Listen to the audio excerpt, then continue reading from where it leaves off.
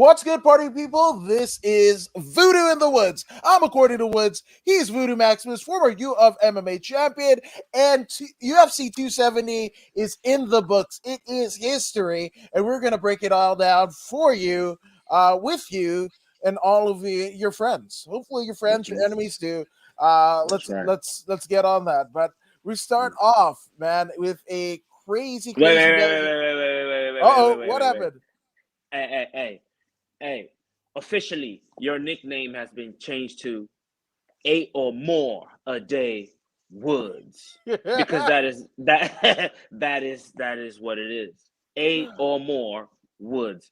I'm very happy to be here with my main man. 8 or more. He's always into something. He's always getting into something. You know what I'm saying? This is how he functions. He's got to be doing something. So it is what it is. 8 or more Woods.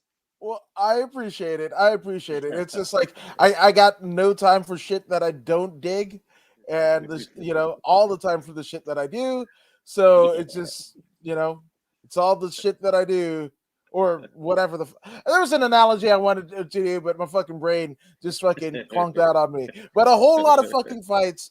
Holy shit. Yeah. So and we're already getting the fucking comments. So in Artman with the plan, Fight Life Nation, Marcos Martinez says, "Greetings, Adam and Voodoo. Can't wait to hear your take on the events." And he, Oh yeah. much like Aaron Morrow or MMA Jap Junkie over on Twitter, we're actually in house at the Honda Center for UFC 270. So I'm interested to see your guys' Appreciate take. So shout out to Fight Life Nation. Go ahead and follow him and all of the pictures and interviews that he does over on all of his social medias right there. Fight Life Nation. Bam. The good brother Shaman Steve. Good afternoon, gentlemen. Shaman Yeah, man. Steve. Right on. What's up, Shaman Steve? Good to see you. Good to see you. Let's get this, bro. Yes, and Mick Mac handling it from Australia, saying, "Hey, Voodoo, have you been working out?" Just a little bit. I'm back in the gym, man. I'm back in the gym. I'm feeling strong again. So it's time to hit the turf running. You know what I'm saying? Yeah. Hey, when I was growing up, in Nigeria, I remember this one particular experience. Like, me and my mom will go like on some, let's say, a quick outing. We're going to the store. We're going here or there. So the public transportation are these like yellow buses or or vans or whatnot or sedans. So when we exit these buses, you have to hit the ground running, otherwise you're gonna fall on your face. So these buses don't come to a stand. Sometimes they keep in motion. They tell you to hop off, because they are on a schedule. So in these instances, I remember as a youngster having to hop out while these buses are moving, and like kind of almost like doing a running backwards, so to speak, to keep up with the momentum so you don't fall forward on your face. So that's what popped in my head. I like it. That's exactly what I do. I fall completely on my face when I'm at the damn all you can eat food salad bar, sushi, whatever the fuck, because I'm a fat ass brother. There you go. So I Me kind too. of Hey, right now I am as well. So I'm just gonna, figure it out. Drop this 30 real quick, just so I can regain my sanity. hey, oh, sanity. Like the NXT faction. Are you Eric Young, or are you more? I can't even remember who else was in the faction. It doesn't matter. They're all released now. So, but muzzle tough to all of you. But Straight yeah, up. fucking UFC 270 starts off with a crazy banger. We had Jasmine Juice the Vicious. That's what I'm saying. Just Sid Vicious. That's what I'm going to. She is the ruler of the world, at least to Kay Hansen, because she dominated Kay Hansen, the Invicta veteran, uh, like every round, almost every exchange. Not to say that Kay didn't have some bright spots, because I mean, obviously training out of Raw Talent Boxing, Classic Fight Team, as well as 10th Planet Buena Park, all in hmm California, Southern hmm California, Orange County. hmm Shout out to Orange County.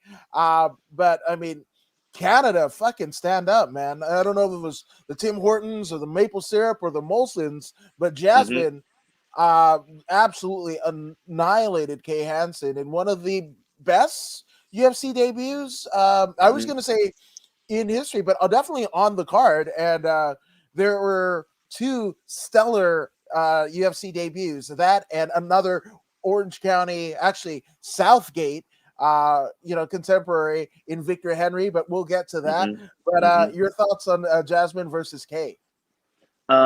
We had a case of a taller individual versus a smaller individual.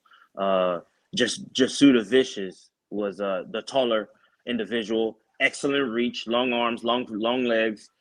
Used them efficiently, kept the distance. Uh, uh, uh, the size of her body when they're on the ground made a huge difference. She was able to smother the smaller Kay Hansen for the majority of the time. By the time we got into the third round, halfway through the third round, Kay Hansen was able to uh, um, catch a rhythm that was a higher tempo than Jasmine's, and she began to land shots. But when someone is dominated for what 13 minutes, 2 minutes is not. It could have been enough, but Jasmine was such a fighter that she was able to keep Kay Hansen back, even though she was attacking and being effective with her attack. Jasmine, just Suda Vicious, was able to keep her back and take the unanimous decision. It was an excellent use of the reach and weight advantage because once they're rehydrated, Jasmine was much bigger, much longer. Everything was big. You know what I mean? She had all the advantages, which she used to her advantage. This is why people cut weight to have that advantage. And it worked perfectly. She did not misuse her advantage and she was successful. Unanimous decision victory. No, 100%. And giving us a little bit of insight, both behind the scenes and there in the arena at the Honda Center in Anaheim, California. Fight Life Nation says, I was there for every fight. Kay is coming off over a year absence and overcame an eating disorder and had Wow. to fight up a weight class from normal. I was frustrated. Kay kept accepting positions. You can't be a smaller fighter and not scramble, And you were talking about obviously Jasmine getting into a rhythm, and it looks like in the instance of Kay Hansen, and I'm not trying to make light of it because that's very serious in terms of eating disorder and Mm-hmm. time away from the octagon, especially that big fucking fight that she had with Jin Yun Frey, kind of coming Mm-hmm. in, right? Mm-hmm. But in the words of the immortal Gloria Estefan and the Miami Sound Machine, the rhythm is going to get you, and that's Mm-hmm. exactly what it seemed Mm-hmm. that happened to Kay Hansen. With all of that, it was just like she was a little bit off. I don't know what to attribute it, but she went out. She in terms of accountability, you Mm-hmm. know, she's great because she was just like, hey, it wasn't my night, whatever, back into the gym. So, um, The shout out to Kay. Hey, as in the words of Wu Tang, the saga continues. Wu Tang, Wu Tang. You know what I'm saying? She will continue. She's gonna hit the turf running. You know, uh, that first slip. When you first slip, you might burn your knees, and that burn, it's uncomfortable. But you gotta hop right back up and get right back on and start running again. If you're in a race, so we know Kay Hansen's gonna rebound from whatever issues she's uh, going through right now, and come back and perform a lot better upon her return. We will see. But in this next matchup, we Oh wait, have wait, wait, wait, wait, wait! Before you go, okay, okay, all right. one of the greatest matchmakers in I mean, all of California history into Arizona, Harvey Castanello says, Harvey. I bet against Kay Hansen because she never faced the top fighters in Camo. And for those who don't know, Camo is the California amateur mixed martial arts organization. And in terms of bantamweight, I actually just happen to have the California Yeah. state title, the very first California state title, won by none other than Brooke the Bully Mayo back at the Genesis fight card that was put on, co-promoted by the great Chris Cyborg, right?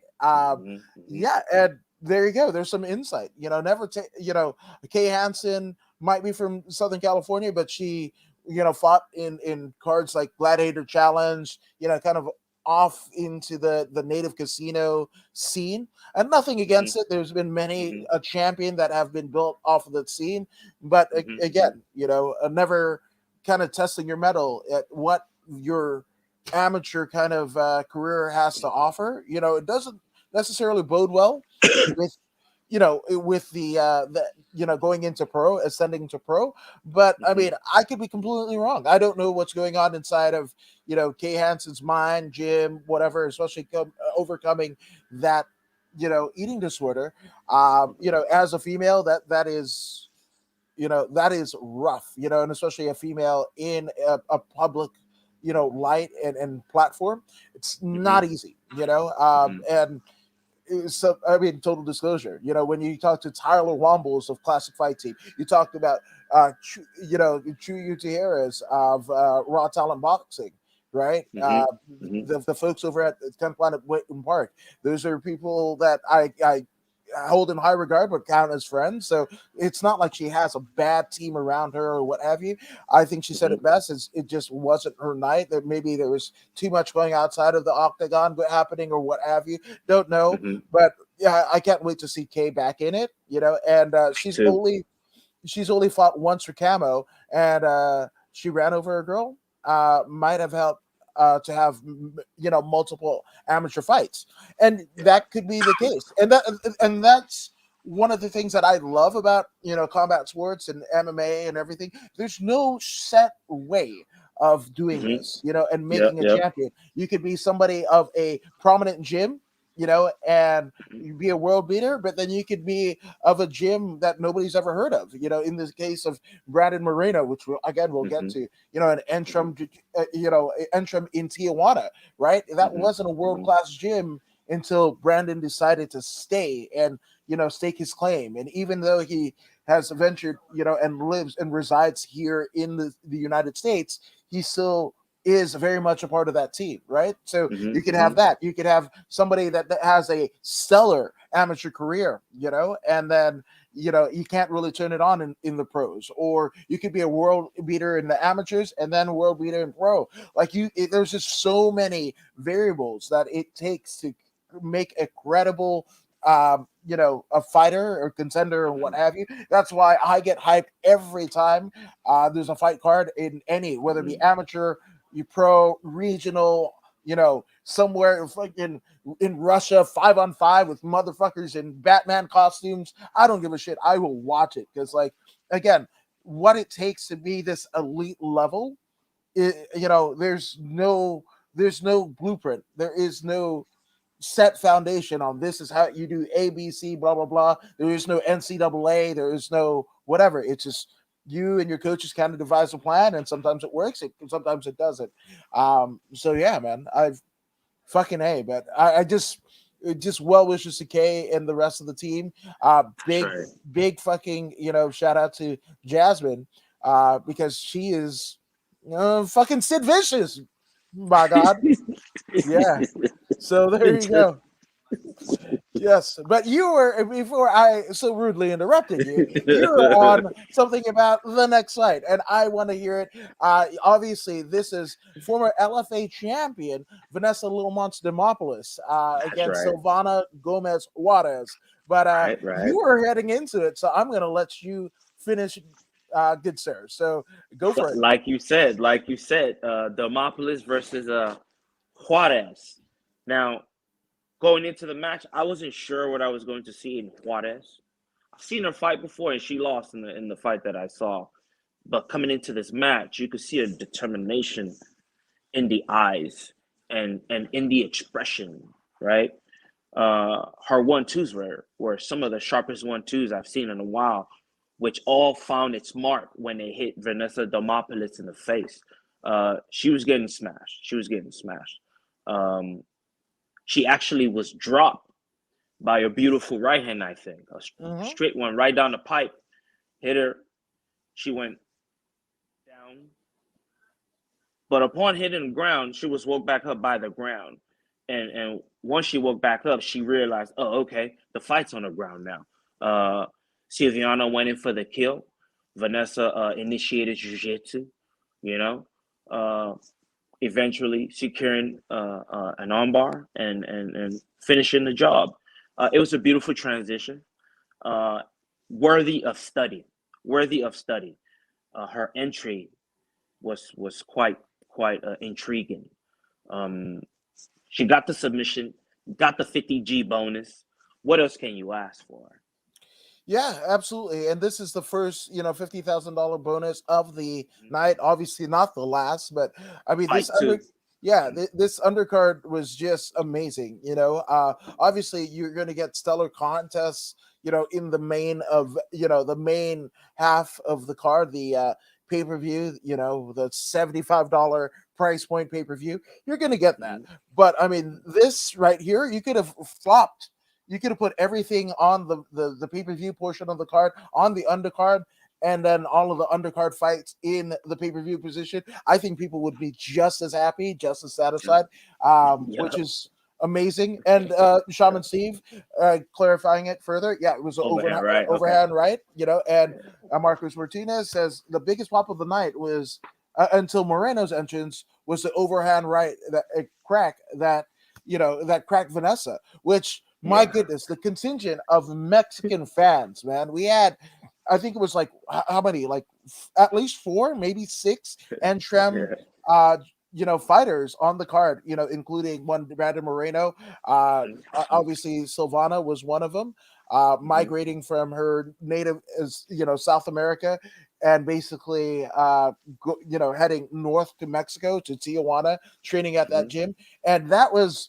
Whoo, buddy, man. I mean, again, as we were going to find out in the post-fight speech of one former LXF champion, Victor Henry, he was talking about, Mhm. hey, not being 34 years of age, right, and Mhm. making the most of this run, right. And Silvana, my goodness, she is one who actually take Victor's 34 and add three onto it, and that you get Mhm. the age of Silvana, right. So Yeah.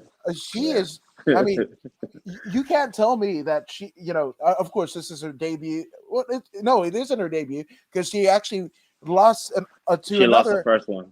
Mhm. yeah, to another former LFA, strawweight champion, and the same way in an armbar. But Mhm. the tales of how we got there was completely different. Lupe Mhm. Godinez was a little bit more aggressive, right, than Vanessa Demopoulos, but finished her Mhm. off the same way. I still, you know what? I want them to give Silvana one more, and I think she's going to be, you know, uh, pretty good. But I mean, She, much to the opposite of what I feel, Harvey saying Silvana Gomez Juarez has only faced cans in her pro career.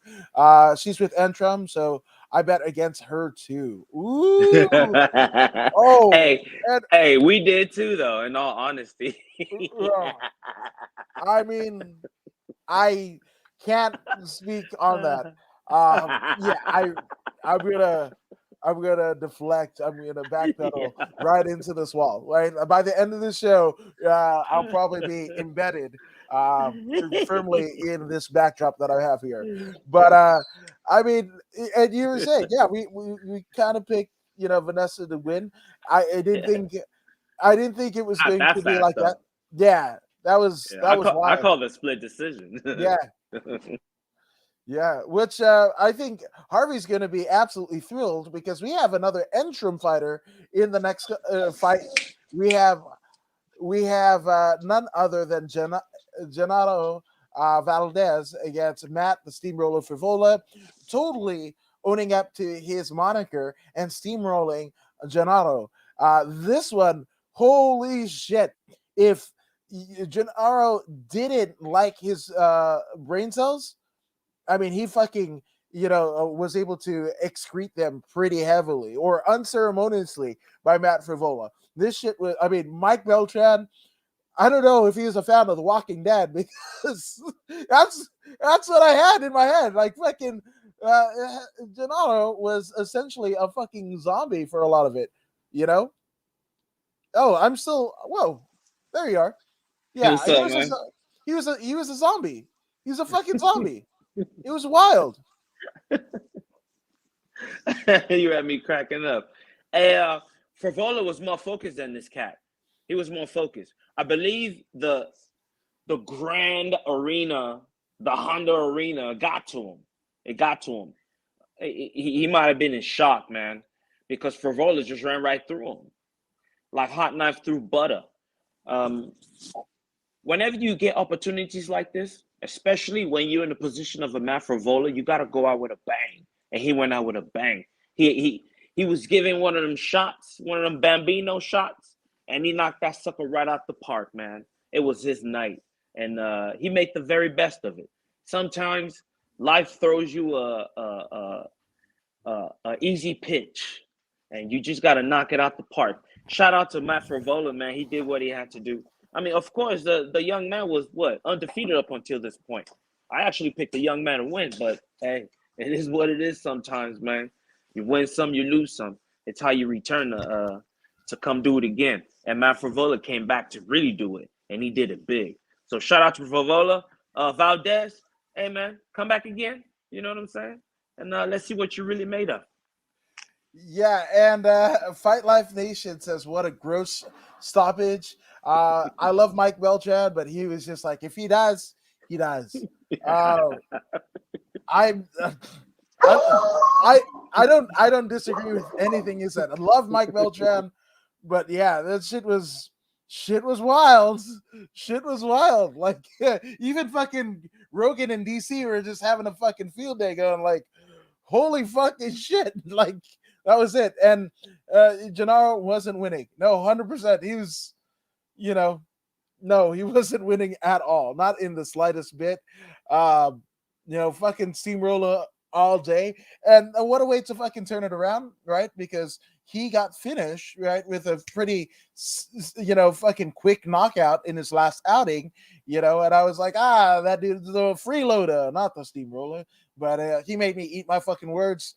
So there you go. Shout out to Frivola, man. And Hey, yeah, he steamrolled right over that dude, man. yeah, Smashed him to bits. Smashed him to bits. It is what it is. it is what it is, right? So we're heading into the third fight of, or actually the fourth fight of the card. Apparently, I can't count. Missed that day on Sesame Street, but we have Tony Gravely against Simon Oliveira, and Yeah. that is again one of the wildest pronunciation of Simon.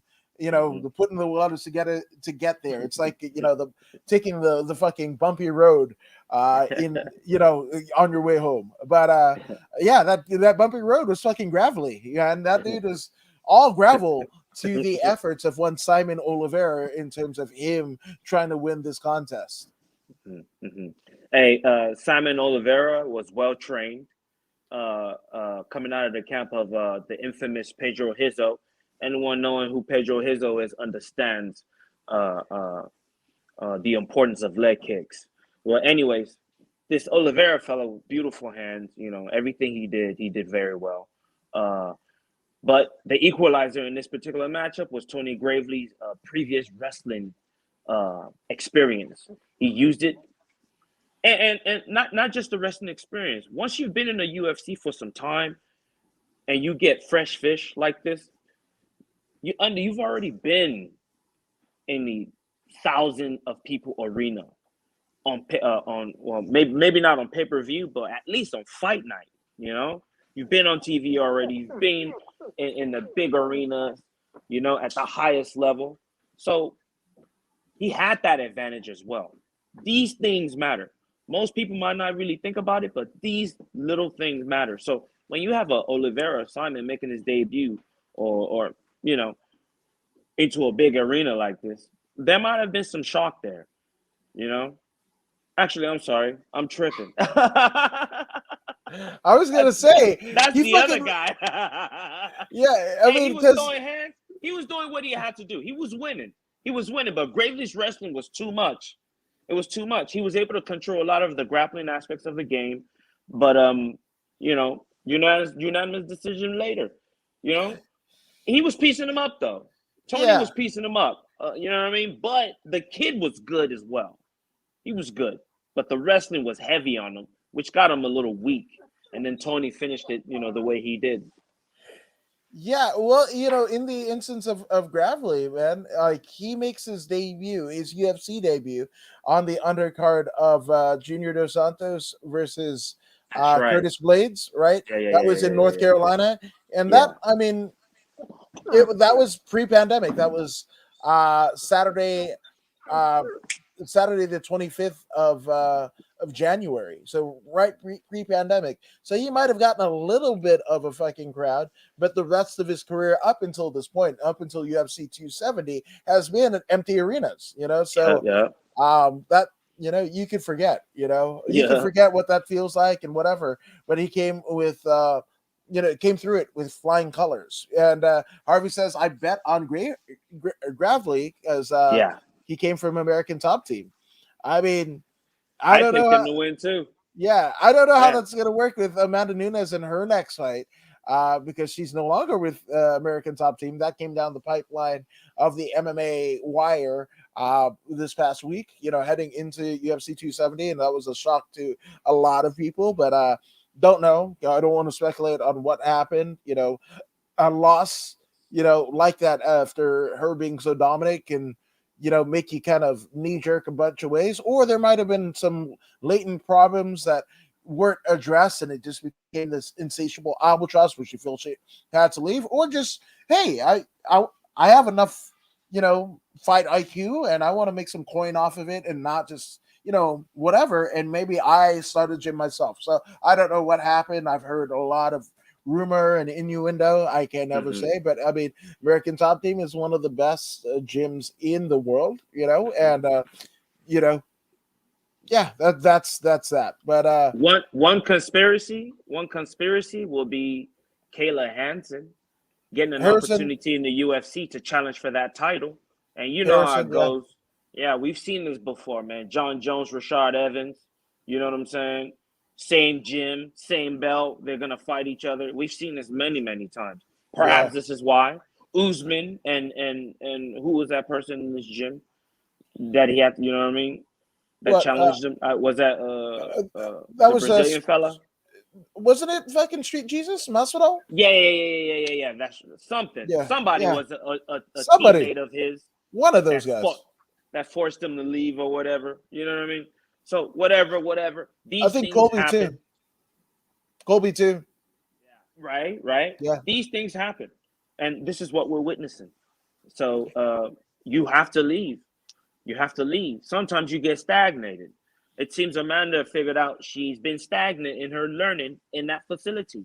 Mm. Perhaps now she has to travel on and see something else. Or perhaps it's a financial opportunity to create her own thing and put her energy into her own thing. You know what I'm saying? Yeah. Who knows? Who knows? Who knows? That is absolutely apropos, But you mentioned moving on, which is what we're going to do, and we've got Jack Della Madalina against Pete Rodriguez. And speaking of moving on, like this dude didn't want to fucking touch gloves with Pete Rodriguez. He was just like, "Fuck all that shit," and even to the the dismay of one Daniel Cormier. It's like, what the fuck, dude? Like you yeah, he was kind of up in arms, and it was a bad, bit of sportsmanship. But this one Hey, finishes. What happened? you can't tell a man what to do when he's in there, man. Hey, look. I understand what they're saying, but it's his life on the line in that moment.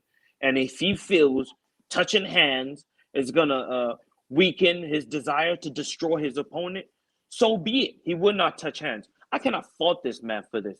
This is his choice. We do not control his choice.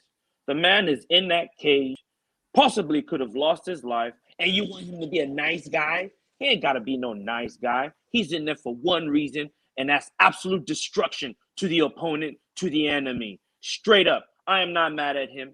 We will shake hands after. The Diaz brothers subscribe to this idea. Hey, man, we're in the same weight class. Don't say what's up to me, man. I don't want to hear it, man. I understand. They are entitled to this. They are entitled to this. You know what I'm saying? Because they are the one that is going to have to walk this road. As this Jake Dela Madalina, it's his road to walk. So please don't tell him how to walk this road. DC, you know what I'm saying? DC, just because you have the opportunity to be there live does not mean you can use it in a way that you did. Don't call the dude out, man. That's none of your business. You know what I'm saying? Like on the reels, though, that's none of his business if he shook hands or not. If you don't want to shake hands, you don't want to shake hands. Many opportunities in life, in that cage, people didn't want to shake hands. You didn't say nothing then. Why are you tripping on this dude? He don't want to shake hands. He don't want to shake hands. How about that? Can't we all just get along, motherfucker? Hey, Jesus, that's what I'm saying. Jesus, That's what I'm saying. come on, That's what I'm saying. Come on, it's it's one of those deals, right? You fucking shake hands and then punch each other in the face. Separate yourself from consciousness. Isn't I'll that? shake your hand Isn't afterwards. I guess. I mean, I want to see everybody love each other in the punchy kicky submitting stuff. I don't know. That's just me. Maybe I'm just weird. Fight Life Nation says, can we take a second to recognize the sick shirt Adam has on? The shark / avalanche / the earthquake / Golga. The great John Tenta, one of the best heels of my childhood. Speaking of heels, we've got John Tenta, we've got the Giant, we've got the Booty Man or the Zodiac, or Brother Bootai, the Disciple, and one of my all-time favorites, the Taskmaster, Kevin Sullivan. Us. Yes, Uncle Kevin. One of the greatest ever. So, and if you guys want to know how to find some cool shit, Violent Miracle. They're not a sponsor, not a cheap plug, but make some awesome shit. One of this one, I think I've got a Bruiser Brody one coming in the mail. So I'm just saying, but no, I love the spirit of wrestling. So who's that at the top? It's Tenta. It's Earthquake. He was a shark. Okay. He was a shark in WCW during that run of the Dungeon of Doom because they needed Hogan likes monsters, right? So they literally made a monster factory for him in the form of Dungeon of Doom, and one of his best friends was one of the guys. Fucking That's Brutus the Barber Beefcake ended up with the Zodiac. And he painted himself like a fucking zebra. I don't know what the fuck that was. But yeah, I mean, you had big King Curtis Ayukea as the fucking master of it, because he wanted to have Curtis have a fucking, payday, Ted Turner payday or whatever. And that got fucking, that got dropped. He got fucking dropped, man. But I would have loved to see a little bit more Curtis, because at the same time you had Olmec from Legends of the Hidden Temple, who is also a fucking talking head through a wall, and Curtis Ikea. They call it antiquing now. It looked like they fucking threw fucking baby powder in his face and whatever, and he was up against the wall and all. It's fucking wrestling. Just fucking go YouTube it. It's some of the most awesome or not fucking shit ever, man. Hey, like you said it though. You said awesome. Jack Della Macarena, his performance was awesome because he was. He went right over, man, and toe tagged this dude, sent him back home in the box, straight up. It was what it was. He beat him down.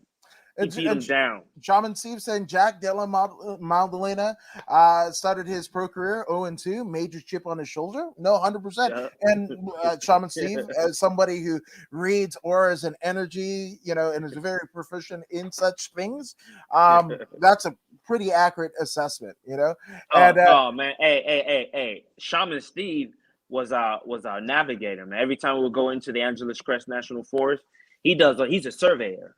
So he does all that research. You know what I mean? Like we always lose GPS signal when we're out there. So it's very important we do our research before we go. So he handles all that. You know, he's the navigator. He's the navigator when we go hiking.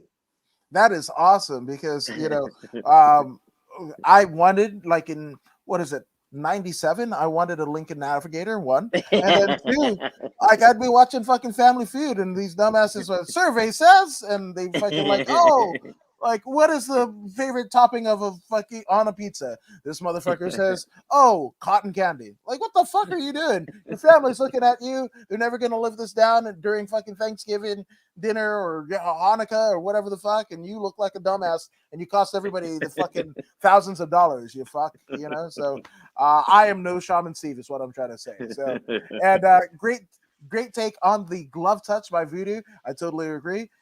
Again, I just want everybody. I want everybody to be friends and then beat each other's asses. That's what I'm saying. Maybe I'm asking for too much. I've heard that before. And Harvey said Pete Rodriguez was supposed to fight for me at Epic Fighting for the EAFL match, but did not get his medicals done correctly. I knew he was going to get smashed and bet against him too. Damn, I'm getting fucking betting picks from Harvey. Shit. Hey, I think we both picked Jack Dela Madalina to win this one as well. Yeah, absolutely. I mean, fuck, I know better. During the pandemic, I was feeling squirrely, and I put some money on somebody who will remain nameless, and that person got finished, and I was like, oh, I'm never doing this again. Never doing this again. Fuck that. The lack of it hurt my heart, and it made me feel dirty too. It made me feel dirty because that was something that I swore I'd never do. I was like, I love everyone, right? I want everyone to fucking win in this MMA fucking deal, whatever. I want everybody to win. And and I felt weird that I was looking at somebody to win because it was gonna, basically gain financial means for me. So I was like, after that, I was like, fuck that. I don't know what the fuck I'm doing. So when they're talking about odds and spreads and the fucking over and under, I don't know what the fuck anyone's talking about. And Paul Perez says, forget Richard Dawson surveys, but the respect for him kissing all the women. But I'd like to hike in the Angeles National Forest with a surveyor. Be careful what you wish for. And again, if you haven't checked out the main event with Paul Perez and Beto Gray, go ahead and do that as well on the Facebook and on the YouTube. Great, good. I mean, those are good brothers. Hashtag brother me softly. So shout out to them. We're gonna fucking have that happen. Paul Perez and Beto Gray are gonna go with you and Shaman Steve and in the Angeles National Forest, and I'll probably eat a cheeseburger while you guys are doing it. Yeah, and no problem. Yeah, Voodoo, it's not that cool, bro. I took my kids to football practice this morning, and I had this on. I just never took it off. I don't know. I don't know. Definitely not cold.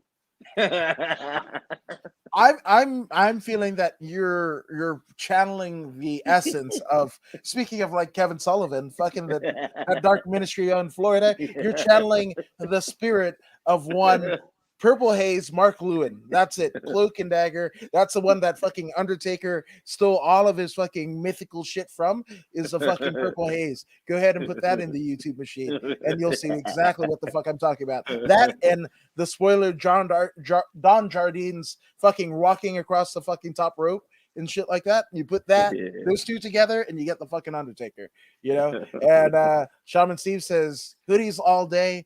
All day long. Yeah. Unless you're in Florida and George Zimmerman is around. Jesus Christ. R.I.P. Hey, I might have to clap him first, man. Straight up. I'm just saying. But speaking of things that could be said, holy shit, this should have been a fight of the night. Raoni Braceros against Victor Henry.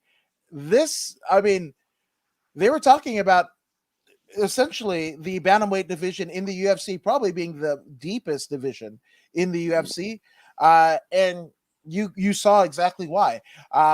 Victor Henry, this is his UFC debut, yes, but 26 fights, two titles, international competition. Victor Henry has seen and done it all, right? Yep. In Yep. terms of having his career exist outside of the UFC, you know, Mhm. and yeah, I'm gonna go with Harvey on this one. I bet on Victor Henry just because Mhm. he is with Josh Barnett and Chad George, Mhm. the Mhm. UWF USA / Mhm. CMMA contingent, and yeah, that's a Mhm. pretty fucking good deal. I hope you put a pretty penny because in Mhm. terms of I do know a little bit about the betting shit. So the odds were that Haoni was going to fucking beat the shit out of Victor Henry. That's what I Yeah. got. Yeah. And Yeah. no, we all, anybody that has seen and knows of Victor Henry knew that it wasn't going to be an easy fucking walk in the park for Haoni, but that's it, And Victor Henry fought Bobby Sanchez in 2012 in King of the King of the Cage. Cage. That's paying dues. Bravo. No, 100%. Yeah. Yeah. Hey, we saw Victor Henry a few months ago at XFL. He won the belt against the Belizean, right? Am I right? Uh, you're right that he beat the Belizean warrior Albert Morales, former Bellator and UFC veteran, also looking for a fight. But I Right. believe it was the Lights Out Extreme Fighting Championship. The acronym would be LXF rather than XFL, which The Rock just bought from Vince McMahon. I think there's only been one XFL champion in the $1 million game way back in like 2005. I want to say it was, but that was the Los Angeles Extreme, and then the whole thing went to shit for 15 years, and then it got up again, and then it got down again. LXF. My apologies, LXF.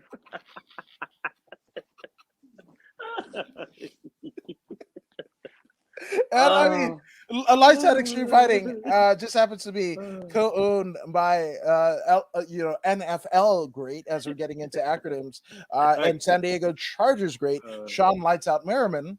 So Yeah. that's probably why he had the football, the balling of the foot on his mind. So I'm just saying.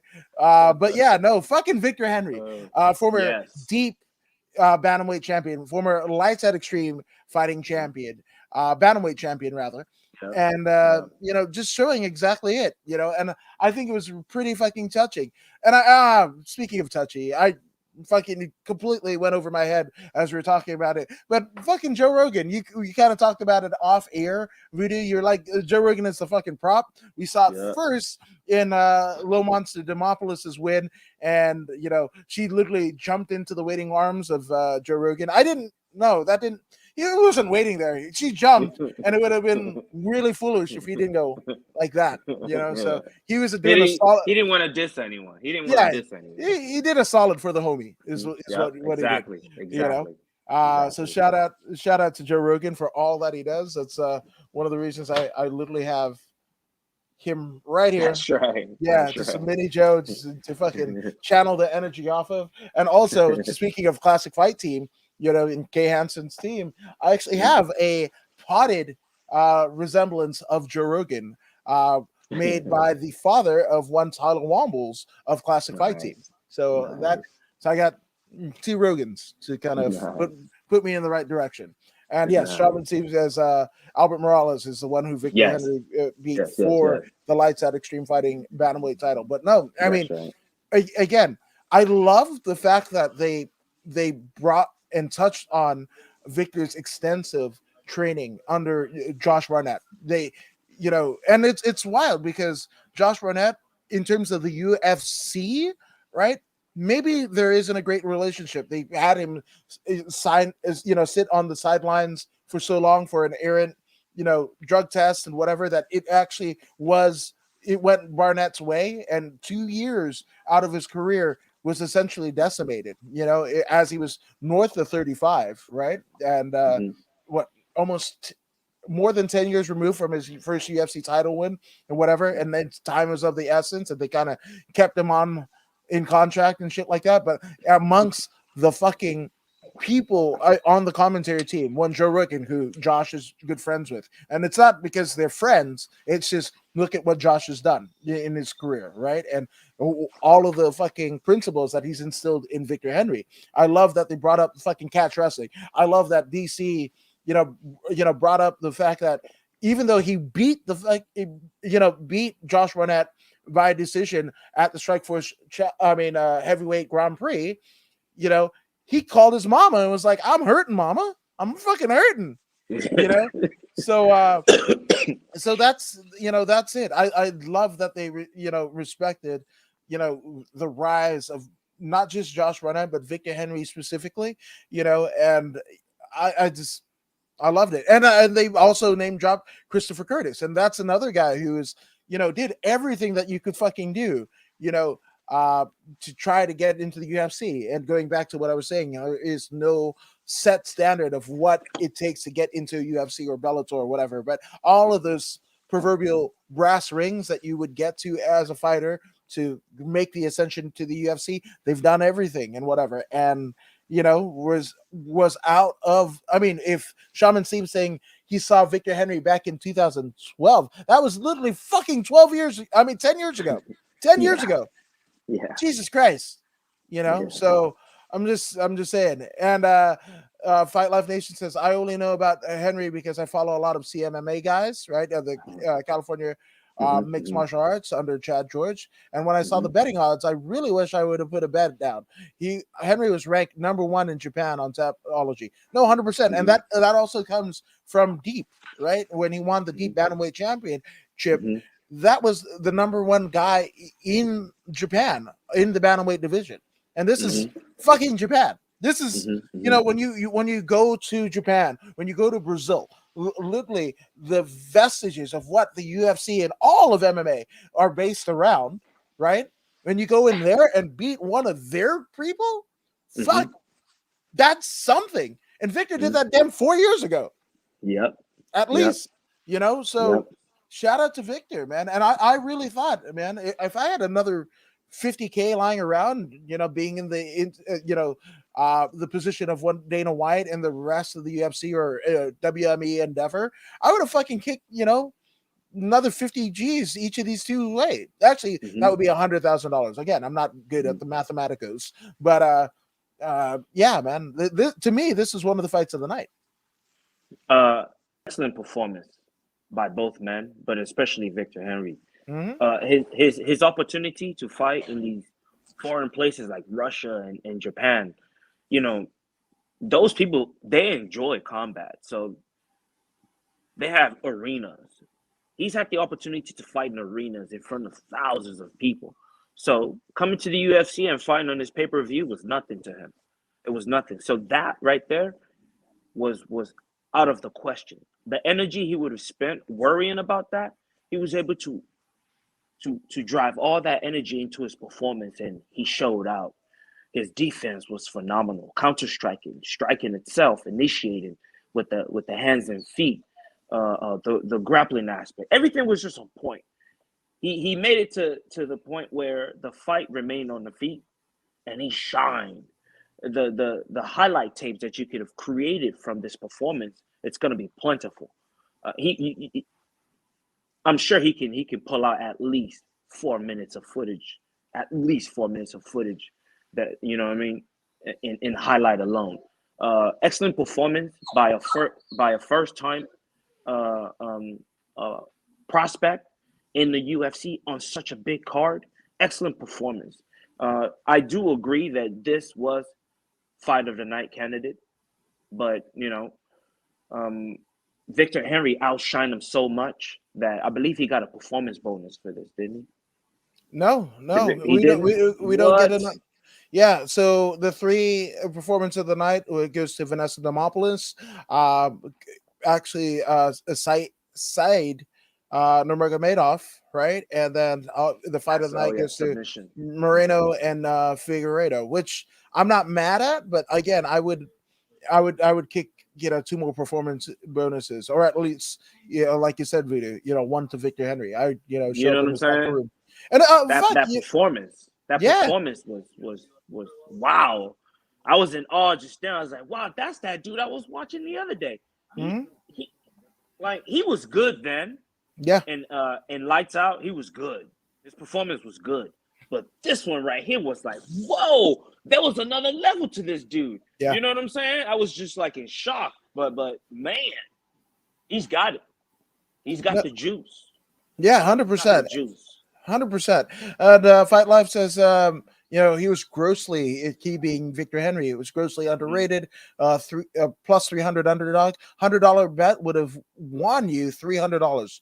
Fuck, damn it. Hey, we I should have called talked to Victor you and Henry to win. Harvey. Yeah, I We should have called talked. him to win. Yes, We knew I he know was that. winning. We picked him. And that's a good brother. Anytime that along with Josh, right? Anytime there's an interview to be had or whatever, they both show up. At least for this guy, and Mhm. I can't thank him enough. Right? Same thing with Chad George and all of the guys and girls at UWF USA and CMMA respectively. This one, I couldn't have been more proud, more thrilled, and again, as high as everybody who aren't insiders, the people from that were placing bets that have put this much of a disadvantage and whatever. Mhm. For if and what Victor Henry is capable of, then you deserve all the fucking money, right? That's right. It's like That's right. Chris Lieben versus Anderson Silva, and fucking Rogan is telling who ended up being Aubrey Marcus, his co-partner in On It. Mhm. Uh, he was like, bet the fucking house on the Brazilian, which Mhm. I don't Mhm. know if Rogan hadn't said that, we might not have an On It today, and kettlebell shaped in the heads of monkeys and shit like that. So, you know, Mhm. so Hey, shout out hey, to that. hey! Every now and then, like the previous fighters, you know what I mean. Every now and then, life throws you a easy one to knock Yeah, out of the park, and whoever betted heavily on Henry would have been that person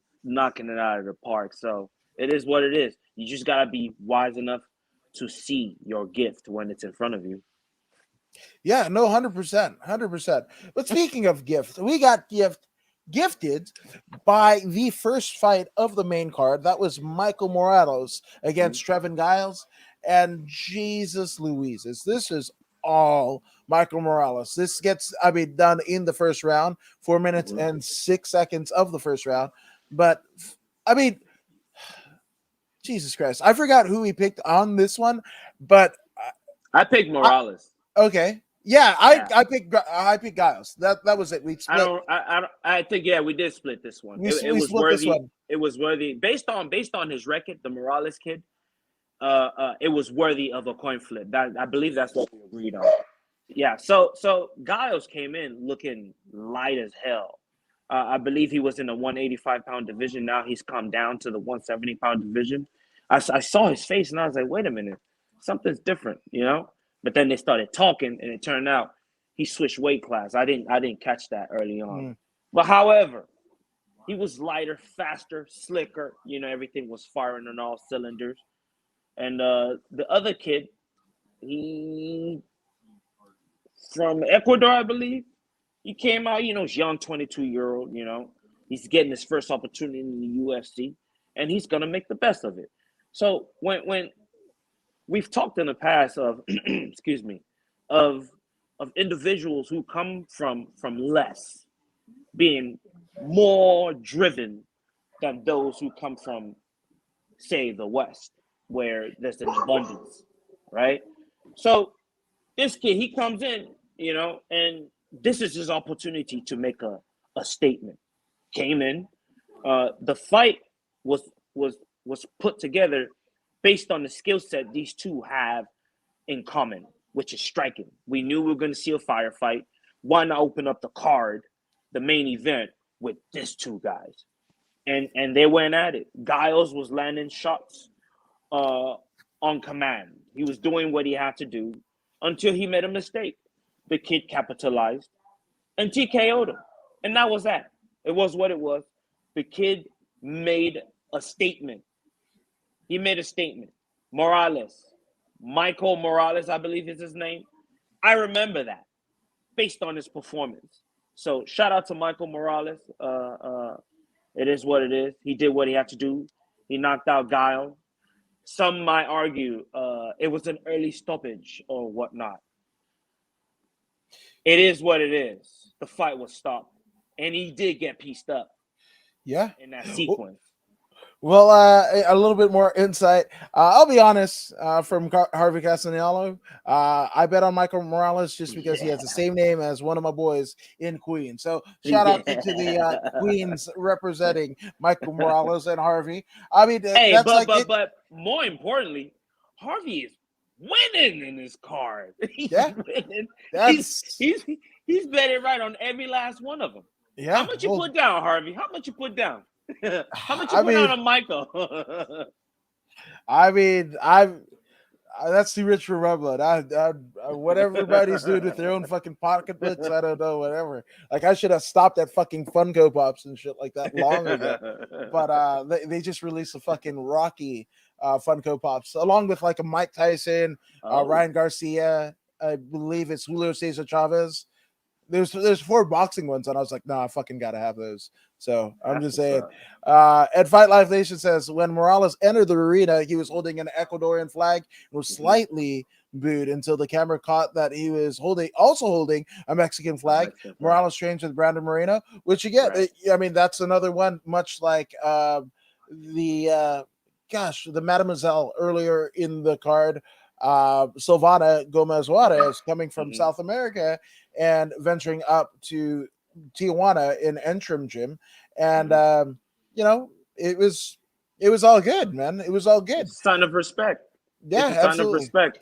Yeah, when you respect the people that offer you their gym.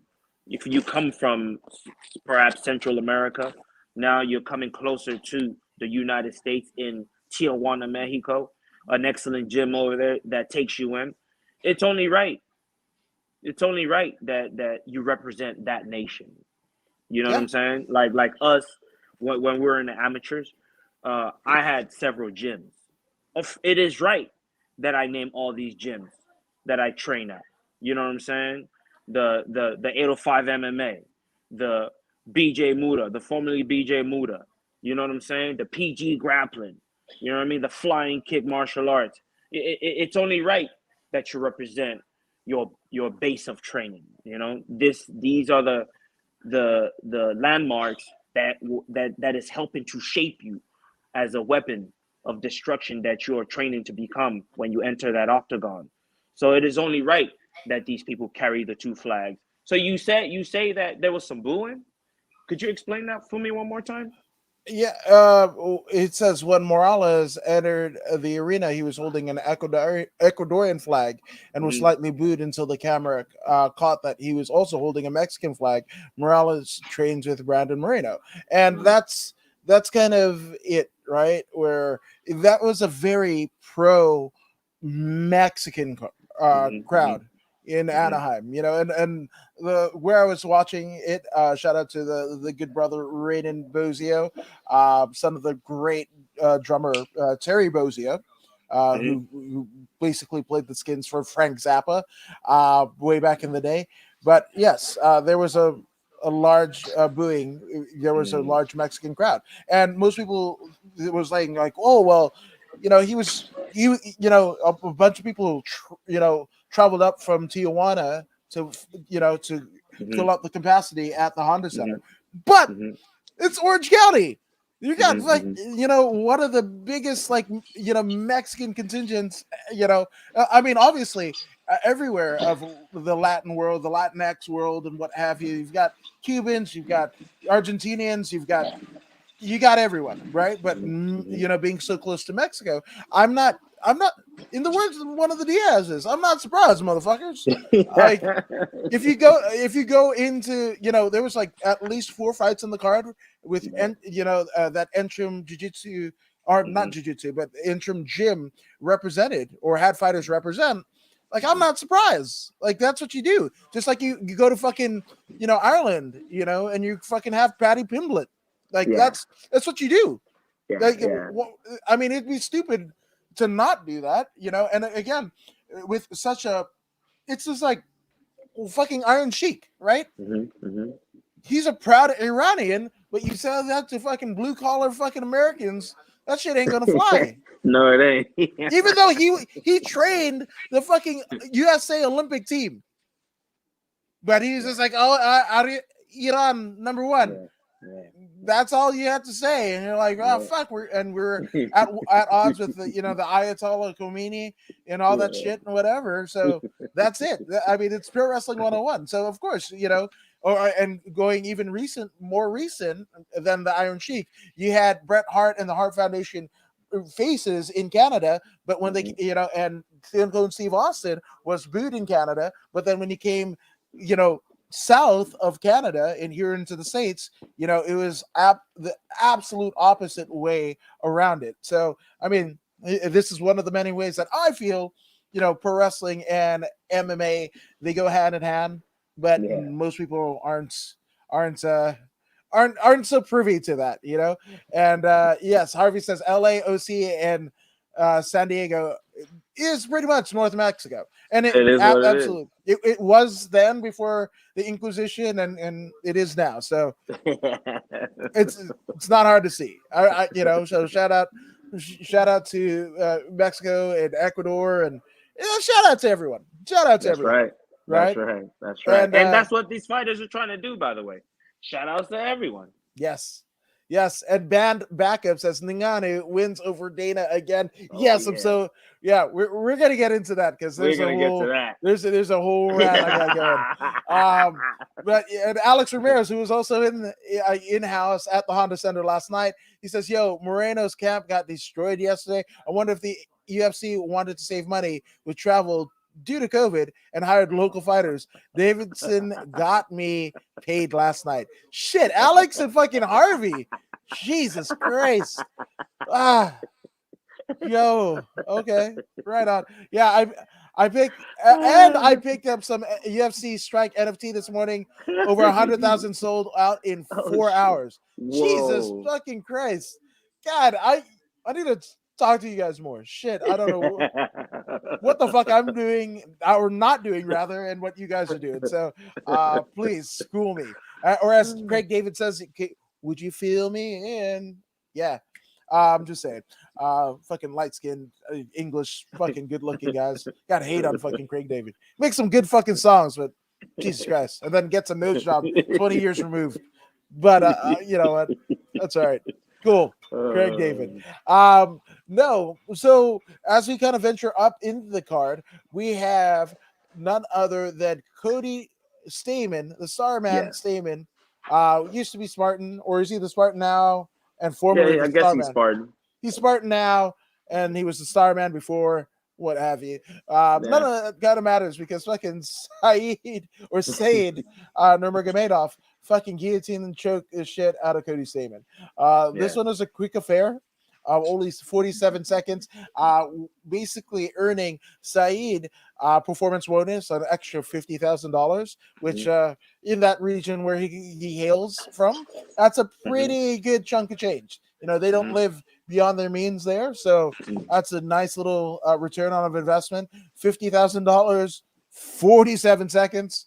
I'm just saying, he almost got $1,000 for every second that he fought, with an extra 3 grand for the walkout. But also, Yeah. that's not even including, his purse. So I'm just saying, not a bad night for Said Nurmagomedov. Yeah, he's gonna go snatch himself another horse straight up with that bonus. You know what I'm saying? Saeed Wait, came in here. wait, did you say horse or whore? I A was like, horse, a horse. oh, I was like, I don't think that's how they get. Jesus, I'm sorry. You were saying As you said that, I remember that guy. When the lady was like, people was filling out the fucking what is it, the lottery tickets and shit, one of the biggest Powerballs in history and whatever. And the lady was like, talking to that dude. He was like, "Oh, what are you gonna do if you win?" He was like, "Hookers and blow." And his wife kicked him out of the house, and he didn't win. So I remember that dude. I remember that dude. Oh my god. Oh. But it's horses. Yes. Yes. I'm saying he's gonna go snatch himself another horse, man. You know what I mean? To go riding in the hills, straight up. When you're in Dagestan or any region of that nature, cars are not favorable. You know what I'm saying? It's mountainous, and to get around with efficiency, why not? Use a horse, and it makes perfect sense. And it's better for nature that way because it's a natural event occurring. A car on a a car on the road, it's not very natural. You know what I'm saying? So therefore, but getting back to Saeed, you know what I'm saying, and not worrying about what he's gonna do with his money. Yeah.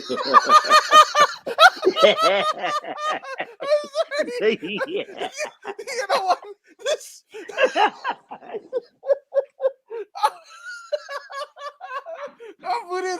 The financial planner. This already has, a foreign lame pronunciation class, which you can get for one easy payment of $9.99.99 or 4 easy payments of $4.99.99. Yes, you pay double if you don't get that shit right now, if not sooner. But there's that fucking picture of Putin riding a horse shirtless in it.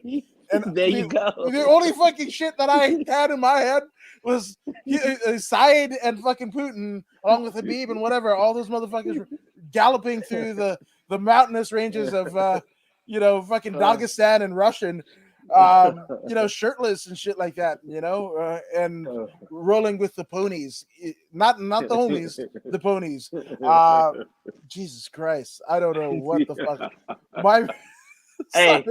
Hey, but in all seriousness, Saeed Nurmagomedov's skills made a shocking impact immediately upon the beginning of the match. The speed was shocking. The turning back kick was the one. It hit the target. It missed the liver, but the execution shocked his opponent, causing him to snap into wrestling mode almost immediately. He went for the takedown. Saeed secured the deep guillotine and didn't relinquish it. It was nice and tight, and that was all she wrote. The man was submitted rather quickly. Everyone was shocked. Everyone in his corner was shocked. They didn't know what to say. Sometimes life throws you lemons as well. So what's Mr. Steeman going to do about this? Perhaps cut him up, squeeze him out, and make juice. You know what I'm saying? Gotta do something. Gotta learn from this. You know what I'm saying? Don't get shocked when you get hit with a turning back kick. Or perhaps learn to move your feet so you're not an easy target for someone who is fast like this. We live and we learn. It is what it is. Yeah, speaking of learn, apparently Harvey says, teach Adam to say my freaking name right. Which, okay, let's take it phonetically. Harvey. But then the last name, I'm going to go with C-A-S, Cast, E, right? Caste, right? And double A-L-A, Yano. That's what I'm going with. But apparently I don't say things right. Which I don't say the things right. But Said earns a new moniker of the horse collector. Yeah. Straight up. Hey, here's another Arabian. You know what I'm saying? He's got that down payment for another Arabian. The Arabians sometimes be upwards of $1 million. But, those aren't necessary in the mountains, I guess. I guess. I mean, only in the desert. I don't know. I there's so much. I was like, because you were like, squeezing the juice or whatever. I was like, is there horse juice? Is that a fucking thing? I don't know, like Arabian horse juice or some shit. I don't think that's juice. I think it might not be lemonade, is what I'm saying. But yeah, fucking, Saeed is basically earning himself an extra 50 G's for Yep. this one. So maybe he'll teach a horse to do some flippy shit. But speaking of flippy shit, Michel Piera and Andre Filial. Mhm. That's what I'm going with. The Portuguese man of war. That's not his actual moniker. He doesn't have one, but I'm gonna christen him Aldo Montoya, the Portuguese man of war. That's it. That's Andre Fialo. That was the first time I'd ever heard of Portugal. So that's what I'm going with. And I think that's just incredible. It's Yeah. an inside joke if you get it Yeah. there. But Michel Oh Pieta, yeah. man, fucking flippy shit. Yeah, earning himself a unanimous decision. Hmm. There was, I mean, Andre.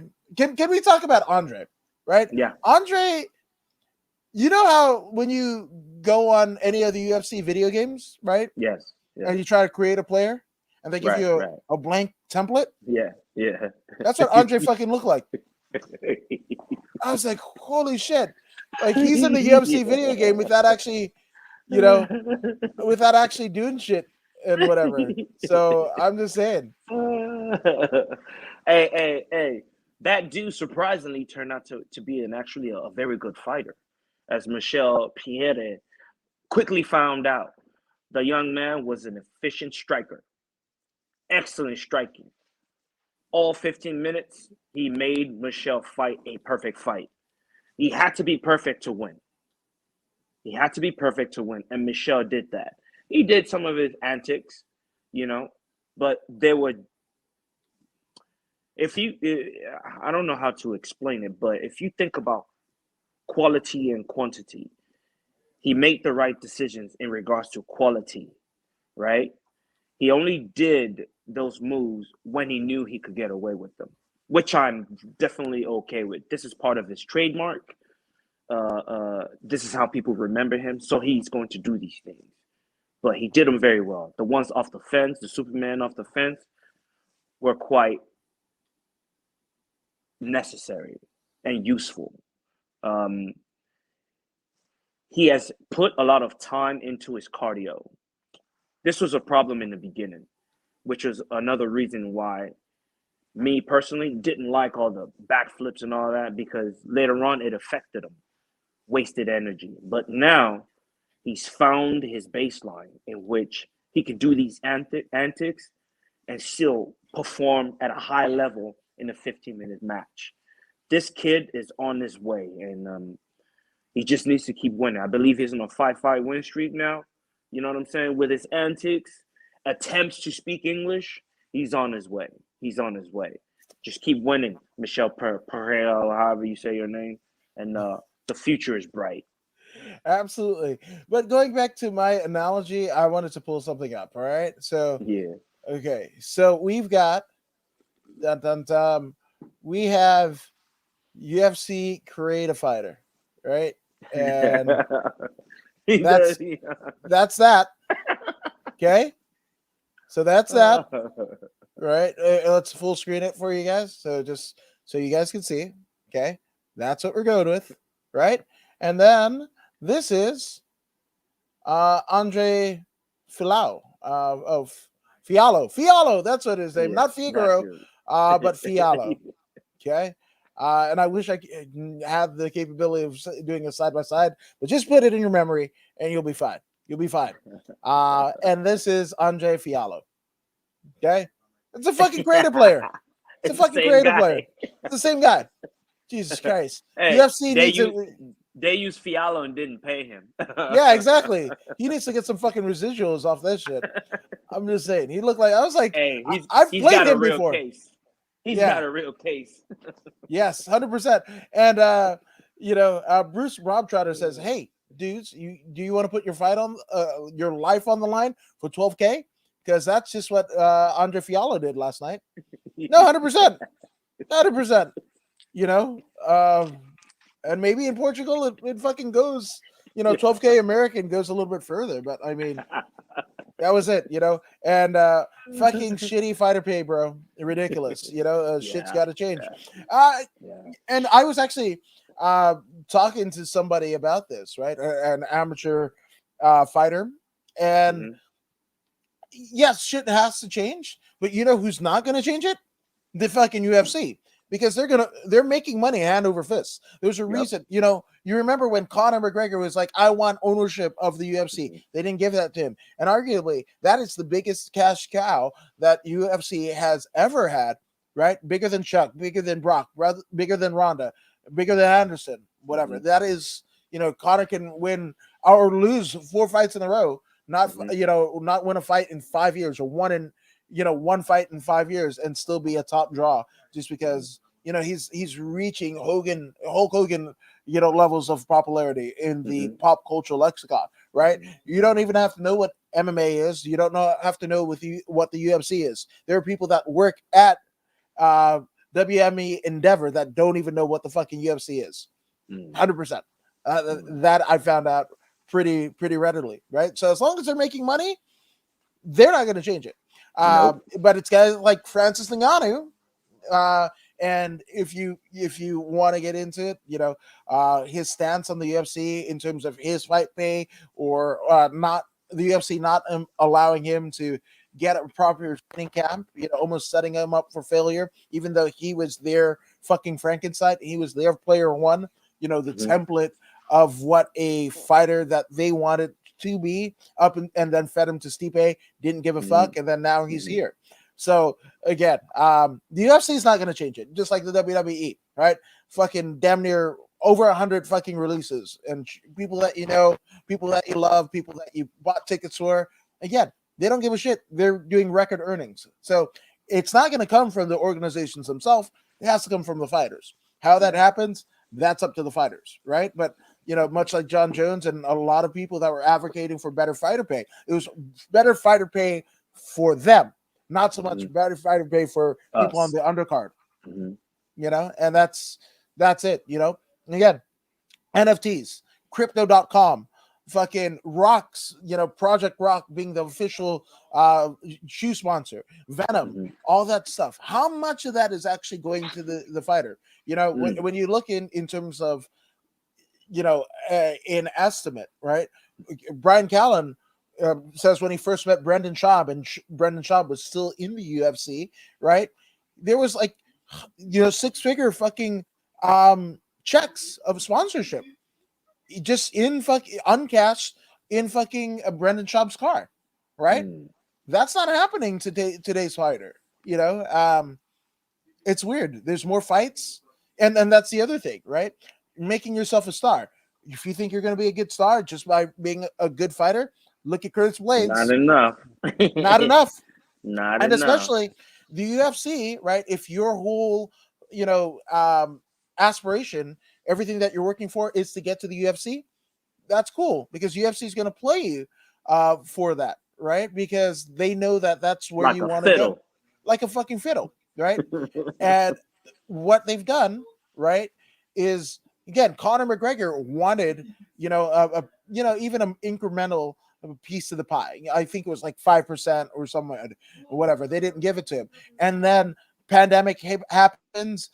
July, I believe it was, when UFC does the first show at ViStar Arena, right in Mm. Florida. Mhm. And what ends up happening? They end up doing, I mean, pretty much have us trained as ardent MMA and UFC fans. They're literally doing a fight almost every weekend Mhm. since July, mid-July of 2020. So that's going on 2 years that where they've conditioned us. And guess what? Get a cool knockout, get a cool submission. That's going to be replaced by the very Yep. next week when it That's happens right. again, and whatever. And everything that you were banking your career and the cachets that you think you have and bargaining power that you think you have, guess what? That next person, that next guy or girl is going to be the next one, right? Hmm. That's that's it. That's it, Yeah. And That's how the cookie crumbles in business, yeah, in the fight absolutely. business. Somebody assassinate Dana? Oof, ouch. Oh shit. Then get him out of there and shit will change. It's a I I ooh, That's really hard in the Oh. paint. I don't know. I don't know about that.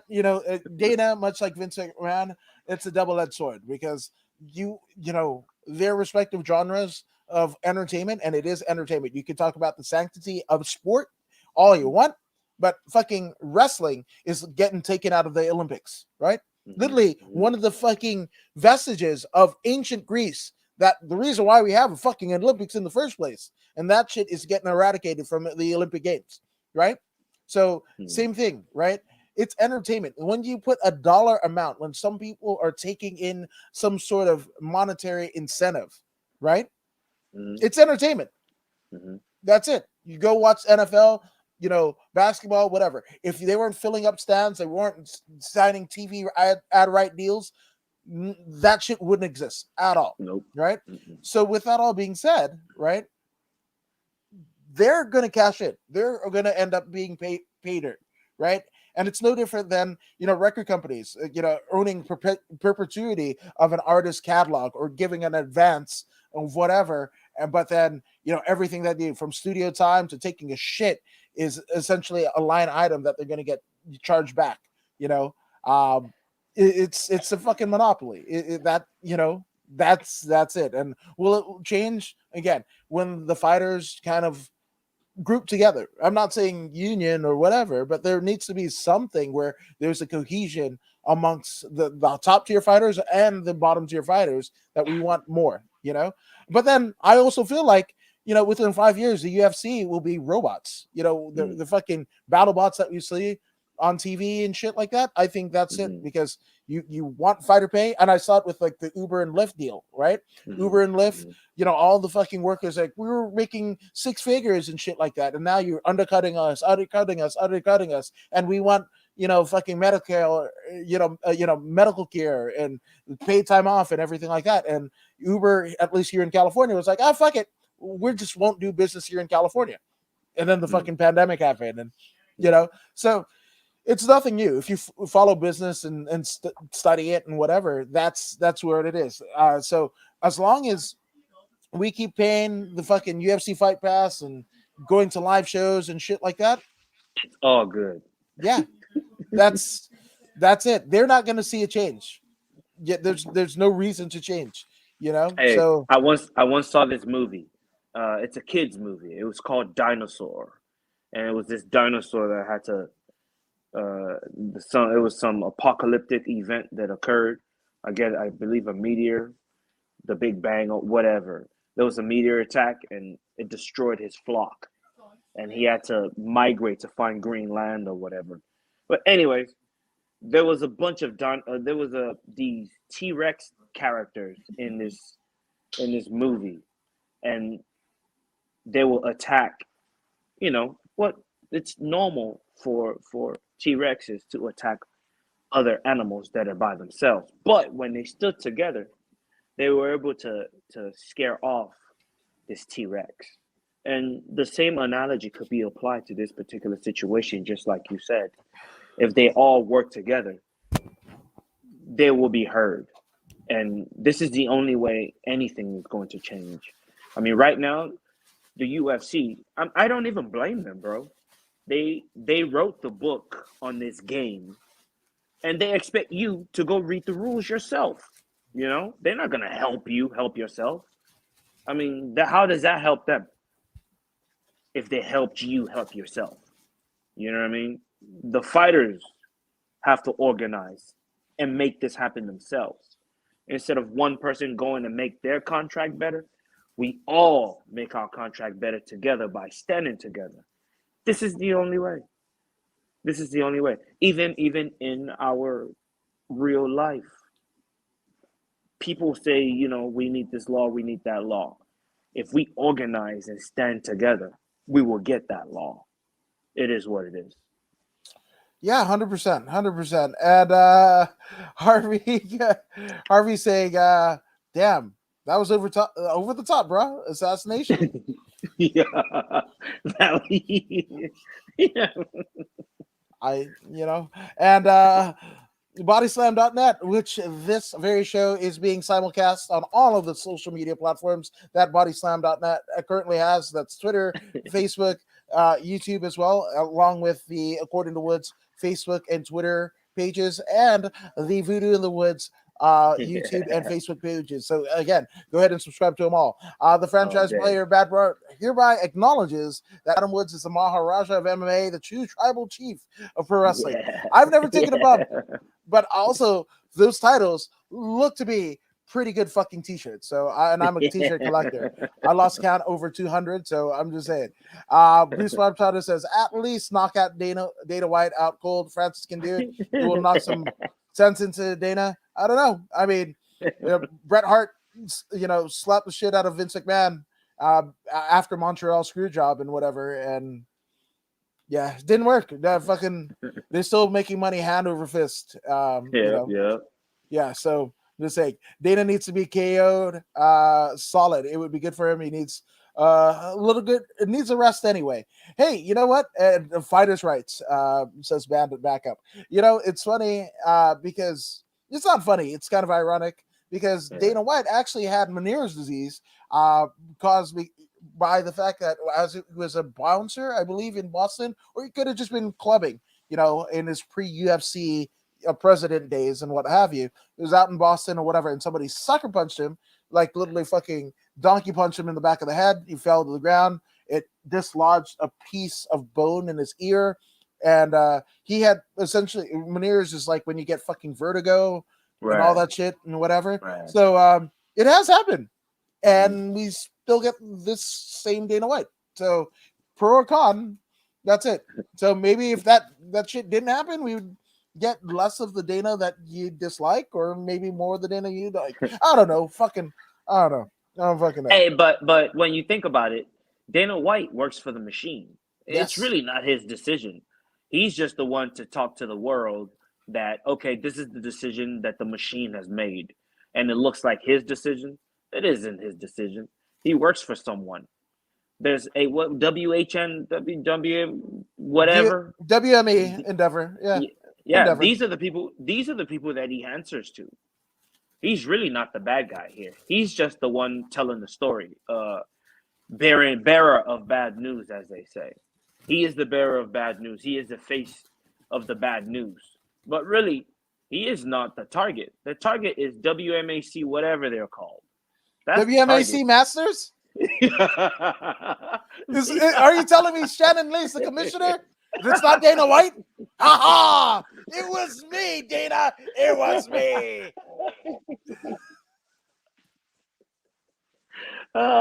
Hey, man, it was probably Yin Yang Man or something. Hakeem, Panther. It's those guys. Was it Michael? The Machine. Was it Michael Cassavetes or Mike Chatterattarat? Yeah, remember something like that. Mike Chatterattarat or something like that. Yeah, something like that. Fucking, Perez. Yeah, shout out to WMAC Masters. If you know, you know. Yeah, damn right. And they back, said Dana.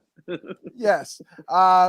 He said Dana. Oh, fuck the fun for the. You know what? If you look at the WMAC fucking title and the UFC fucking title that they got now, goddamn. You know what? We just unravel the conspiracy, bro. Dana White is fucking Shannon Lee. That's it. Oh, fuck. Get your tinfoil hats on, folks. We got you. Yeah. We got your shit. Oh, God. And you said, he acknowledged the franchise player, acknowledges that Adam Woods is the Maharaja. Again, I appreciate that, but I also acknowledge that I got a fucking cool-ass slam buddy from the good brother Gregor Petrov, right there. So shout out to Petrov. Repo Man? Is that no, the Repo it's Petrov, a Pacific Northwest independent wrestler. Support indie wrestling. Okay. So yeah, that's so dope. Nina posted on the social media, but thank you for that, Petrov.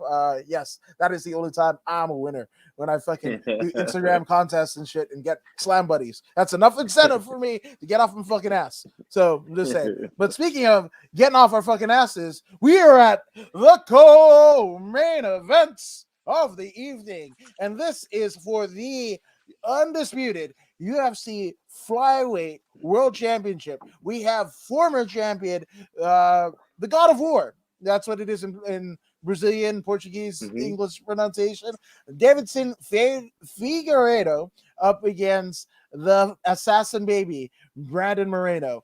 And this one went all 25 minutes, a lot of action. This is why this is one of the, this is the fight of the night, right? Mm-hmm.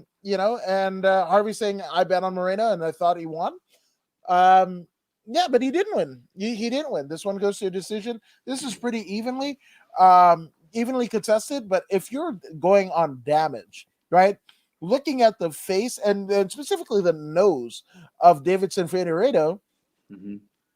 I mean, and that you know what? It's not a very good barometer, right? Because you could just have you know a shitty fucking nasal passage, one touch and the shit turns into fucking ceramic tile and whatever, and you crack it and Mm-hmm. whatever the fuck, right? That's Mm-hmm. not a good barometer. But again, the number of punches landed, I don't know. Like I agree with Harvey, and I kind of disagree with the decision.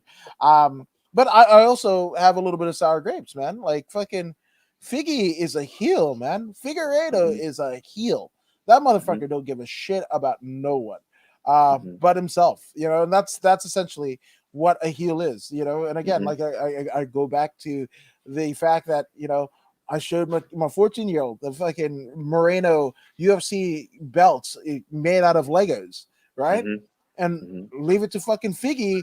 He was like, "Oh, this is my first time shooting in America, blah blah blah, whatever, whatever." And he goes with Eric Alsaban to shooting range in Arizona and whatever, and he puts a fucking bootleg version of Moreno's, title. It was a very cut rate. It was a poor man's Lego version of it, and he fucking shoots the shit out of it. I'm like, first off, what is a kid gonna think, right? Like you fucking shooting Legos. At the same time, like I think it was in the same embedded or the embedded before it, where he's like wishing his daughter a happy birthday. Which, funny enough, this is something where Figueredo and Moreno are closely intertwined.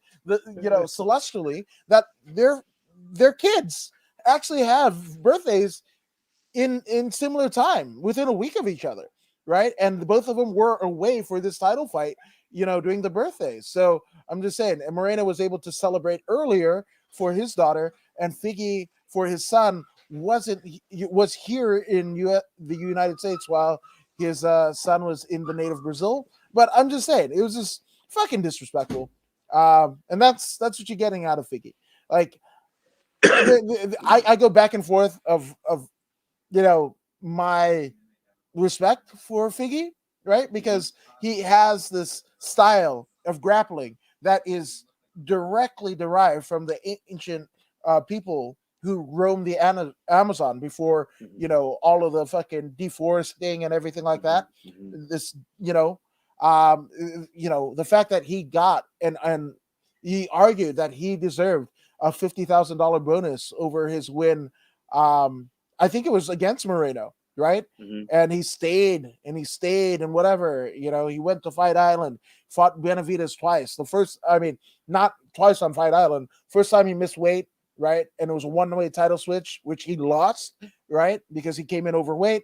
And then the second time, fucking Megan O'Leary, Joseph Benavides' wife, one of the greatest fucking analysts and interviewers and podcasters there is, one of my heroes and whatever, but had her fucking crying as he beat the shit and fucking choked the fuck out of um Her fucking husband. Benavides. Yeah, Jesus Christ. I mean, he went cross-eyed and all that shit. It was Yeah. not fucking great. So I'm glad that he got the fucking bag of money from Dana White and everything like that and whatever. That is one step towards fighter rights and everything like that. Um, but also, I'm just like, God damn, this motherfucker. He just when you start to kind of like maybe respect him and whatever, he fucking links up with the fucking cringe crew in of Al Saban and fucking Cejudo and whatever. Like, did you see the victory? Obviously, Figueiredo won, whatever. Mm-hmm. But Mm-hmm. all of those motherfuckers, there was like 8 motherfuckers in the fucking octagon. None of them could see above the fucking cage. It Mm-hmm. was like the fucking lollipop guild. That shit was Mm-hmm. munchkin as fuck. All of them could beat my ass. So I'm just saying that, yeah, and yeah, seriously, what the fuck? The leg thing about stupid stunt. No, I would actually, Hey, I hey, would, I would but actually remove the S and the T and replace it with a C in stunt. And that's what I kind of feel for Figgy. hey, man, this particular matchup, the gentlemen, they already know each other. They've been in there 3 times. Well, this was the third time. After one, you already know the individual, but then you go again, and then you go for a third time, so they know each other very well. This wasn't the reason Figgy won. Figgy understood that for him to win this particular matchup, he had to do something different. He had to make an ultimate sacrifice. And the ultimate sacrifice is 4 months of his life away from his family. He had to become a nomad. He had to become a Ronin. So he hiked himself to Arizona. When he got to Arizona, he went to see the master in Henry Cejudo. Is he the master of striking? No. Is he the master of wrestling? Some will say he's very good.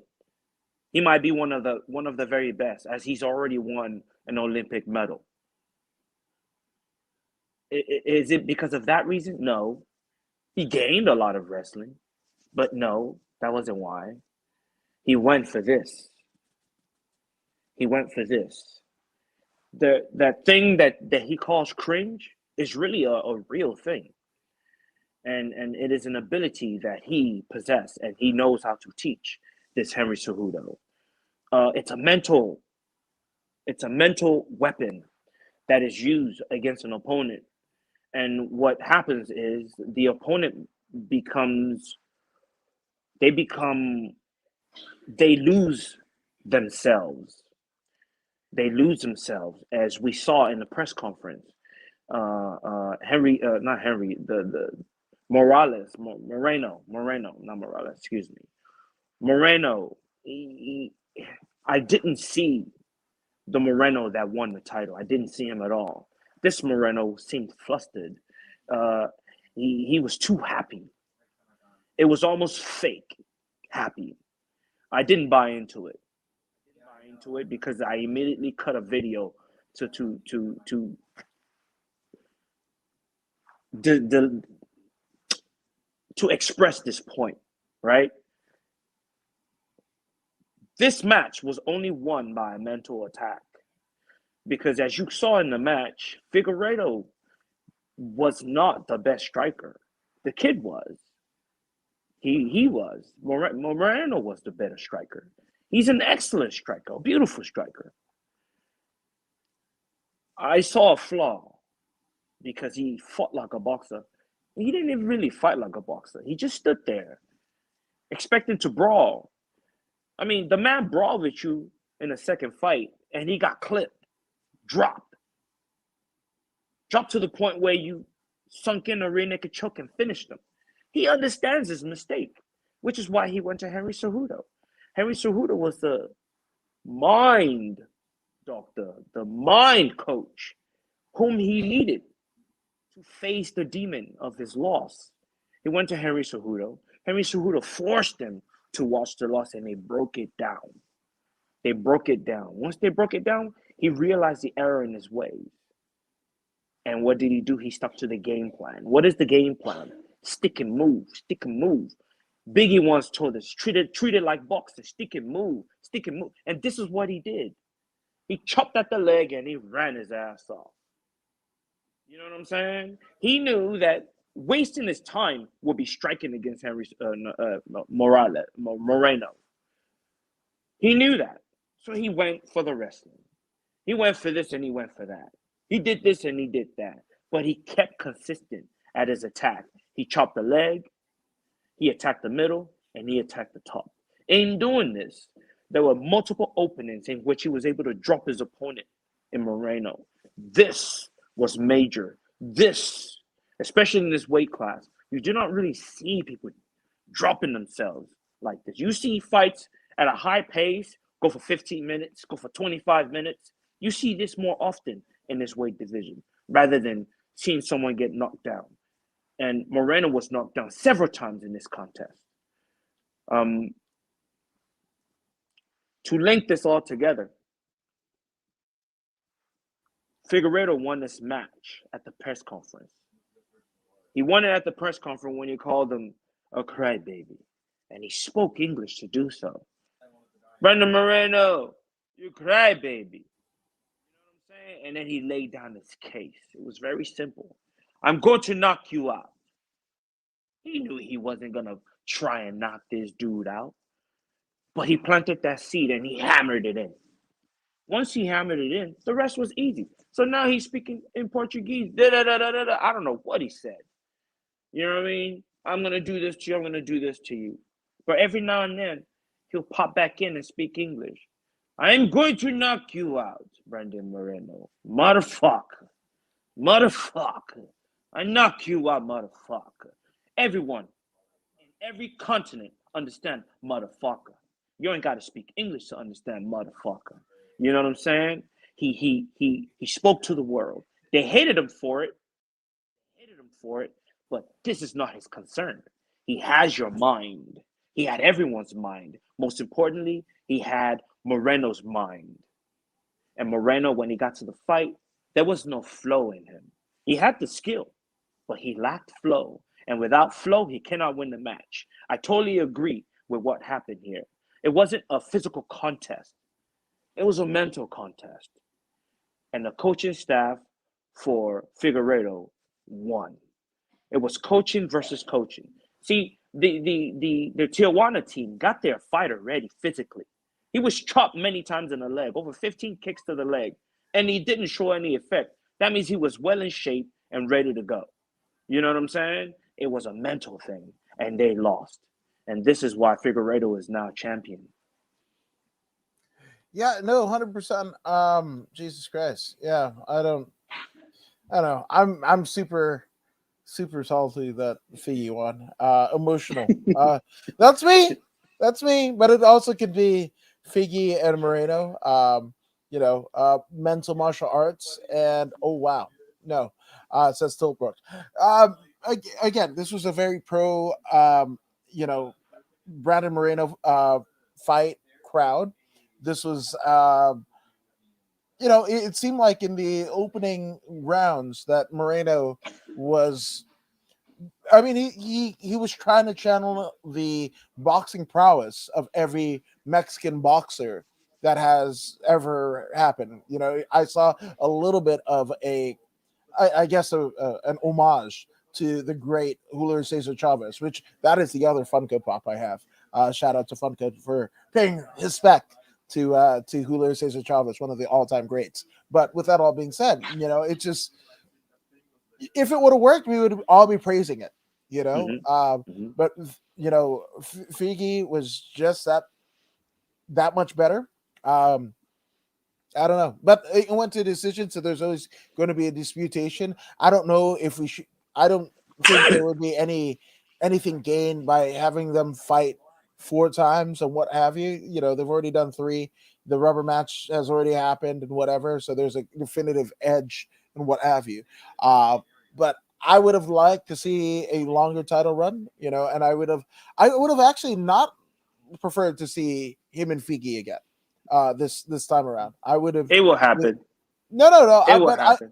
But I like a defense of, maybe, a Brandon Royval or what have Mm-hmm. you, and you could say, oh well, Figgy is higher in what is it, higher in ranking and whatever. Mm-hmm. How many times have they played outside of fucking ranking? To honey dick a fucking title fight or whatever. They did it with the fucking heavyweight interim title, right? Oh, well, we're gonna get the guy that wasn't even on the roster pre-pandemic, and the fucking my balls is hot guy, and that's gonna work in Houston and whatever. Oh, well, I mean, and that's after Francis didn't want to fight in fucking Houston. Again, we're gonna get to the fucking main event, but yeah, it's just I don't know, man. I feel I don't know. It's hard for me to fucking cheer Figgy, and that's just me. And Yeah, well, you also have to understand, Figueredo, he he's mastered the game. He's just missing some pieces, but he understands the attributes necessary for success here as a fighter in the UFC. The man is from the Amazon. He's from the Amazon. He's a humble man. He is not uh, the opposite. He understands. Okay, I'm not that eloquent with my speech. I'm not that good looking. That that's sexy. for facts. Just follow me. Follow me. Perhaps the majority of the people will not like me if I go the good guy route. You know what I'm saying?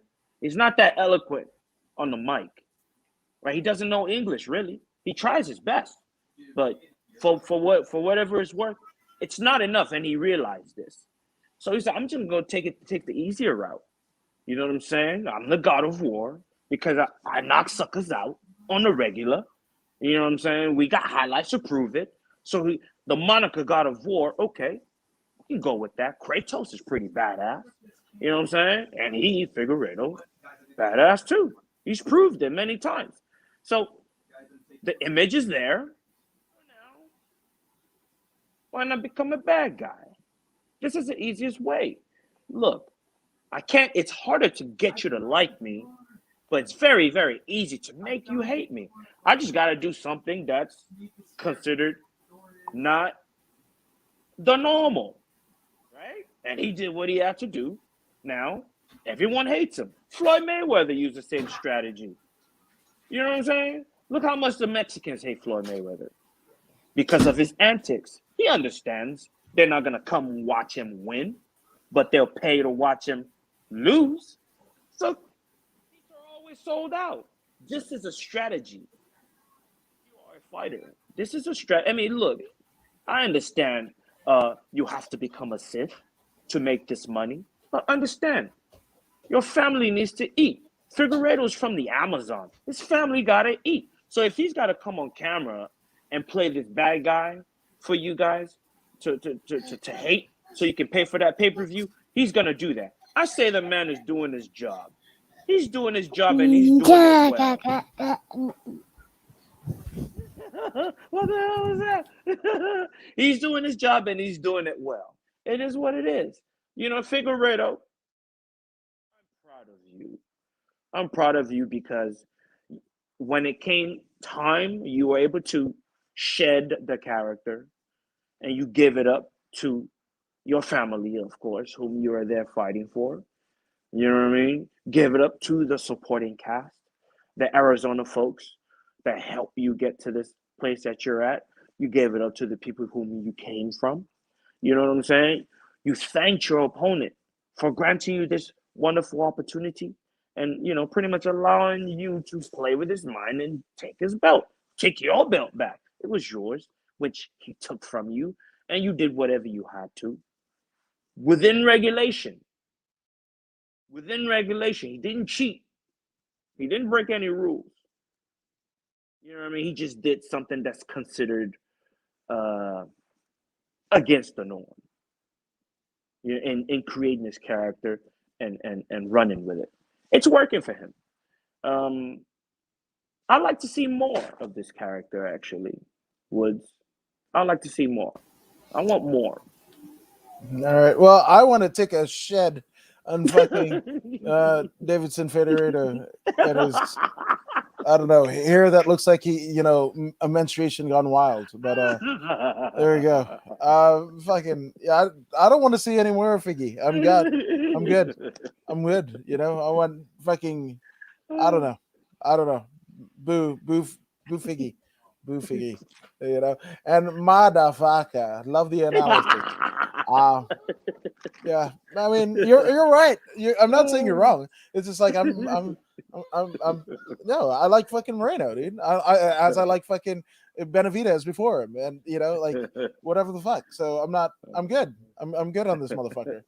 You're fucking putting bullets through fucking fake UFC fucking Lego. Get the fuck out of here, dude. And I like belts. I fucking collect them, man. Like, Camel State title, fucking Lou Thez, fucking title.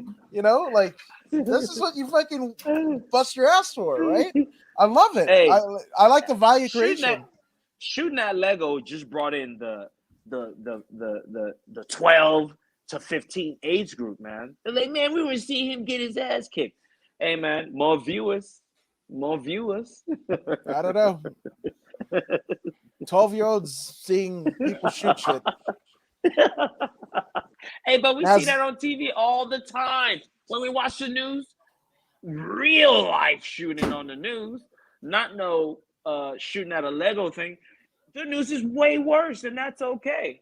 What's up with this double standards in this United States of America? Because What's going on here? It's Figgy. Fucking Figgy. There's every reason that I should like fucking Figgy. Ancient fucking grappling martial art, you know, and what have you, and fucking Acai and whatever the fuck, and the God of War, the video game was actually molded after the body type of the, you know, not, I mean, fucking Shad Gaspard, you know, the guy who, you know, died saving his son from, you know, drowning, on Venice Beach and shit like that. That's it. Every reason why I should like Figgy, I don't like Figgy. Hey, I tried. Time out. I tried. Time out. Couldn't Brandon Moreno have done more? Of course, I'm not saying Just that. the center of the octagon, but then he didn't press. He could have chased down his opponent and smashed him. He didn't do that. You know what I'm saying? Really, this loss falls on him. I'm not saying it isn't. I just don't like Figgy. I don't like Figgy. I'm good. I tried. You can go back into the archives, the Voodoo in the Woods archive. I was like, you know, when he fucking got that fucking sack full of money, I was like, cool, man. Fucking get that shit. I don't like it. I don't like him anymore. Fuck him. Fuck Figgy. I'm not, you know, offering him to get on the podcast. I'm not, whatever. That whole team is fucking creepy. They creep me out. Fucking creep me out. It's what my fucking nightmares are made out of. Like that whole fucking lollipop guild fucking, you know, dwarf munchkins that can fucking beat the shit out of me. That's what my fucking dreams are made out of. And all of them have gold. They come in feather gold. Like that little hey, you saw his gold too? He was wearing a gold too at the press conference. Hey, did you see his suit? His Gucci suit? No. Gucci suit. No. Gucci suit. What's that song by Rick Ross? In my Gucci suit. In my Gucci suit. Oh, the fake Rick Ross? No, I'm not gonna fucking no. I'm good. I like my hip hop when it was like fucking KRS-One and Biz Markie and the Fat Boys and the fucking, you know, when they didn't say wearing the N-word. Gucci suit. Wearing Gucci suit. Wearing Gucci suit. Wearing Gucci suit. Okay. Let Freeway Rick Ross, the real motherfucker. Let's see, you know, I'm just saying. Yeah, again, Figgy is everything I hate about the world. So I'm just saying. I'm just saying. Yeah. Yeah. Hey, and remember they were shooting across when... from the dojo a few weeks ago. Yeah, that's right. Yeah, and the Gucci suit was nice. No, I'm good. This is right. These are things. It was nice. These are things that I, you know, as somebody that grew up in Inglewood and as a person of color, and dude of color, I try not to do. Not gold tooth, not fucking whatever the fuck. And this motherfucker. Hey, but that's the God of this war. motherfucker.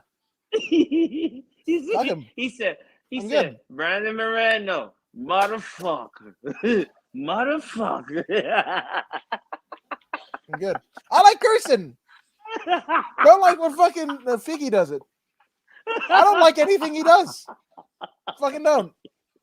I really don't. He's really trying though. You gotta give him an A. I'm not saying he's not trying, but he's trying to piss me the fuck off. And before I'd be like, I want to fucking, you know, see him get his ass whipped, right?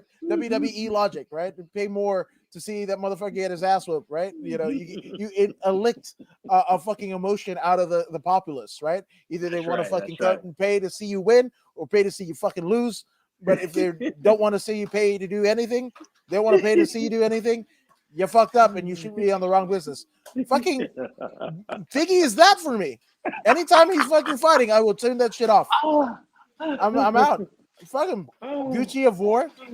I'm all right. Take that fucking gold tooth and fucking use fucking what's his name? Cejudo, right? Take Cejudo and fucking take his ass and polish that shit and shove it up Alceban's ass. So I got like fucking all of them. I mean, do what they actually are doing. It's a fucking human centipede. That's what they're doing. Why don't they just fucking do it? Just do it and be done with it. Fuck fighting in the UFC. Fuck coaching people. Nah, fuck it. You all circle jerk and fucking human centipede each other. Just fucking do it. I don't want to see it. I don't want to see anything you guys do. And yeah, and I checked online that the Gucci suit was real, you know. And no, never, not never, never. Hey, he should from now on he should come out to that wearing Gucci suit. He should come out to that song from now on. Really make people hate him. That right there would be the icing. That motherfucker should just come out to nothing and the fucking Bozo fucking theme song. Super Sunday Showdown or whatever the fuck, where people throw ping pongs at his stupid ass. He's stupid. He's fucking stupid. But I'm good. Fucking good. Like Figgy, Roman Reigns, same deal. But Roman Reigns, you know, is a character. Roman Reigns is a character. Joanna Wahi is a guy who fucking beat leukemia, has a kid, has a wife, whatever, you know, son of Alpha of the Wild Samoans. Right on. Yeah. That's a character. The character I don't like. Right? The person, I don't know him, so I can't rid of. But the fucking character, guy get punched in the shirt, thrust in the chest with a fucking, a fucking bulletproof vest, right? The guy that is the tribal chief of the islands and has fucking SWAT shoes and fucking whatever. I've been to the fucking islands. We go wear flip flops. Goddamn, like Jesus Christ, what the fuck are we doing? Jesus Christ. I don't know. Fuck. I need a woosah. Fuck. Fuck them. That's what I got. Fuck them. With each other.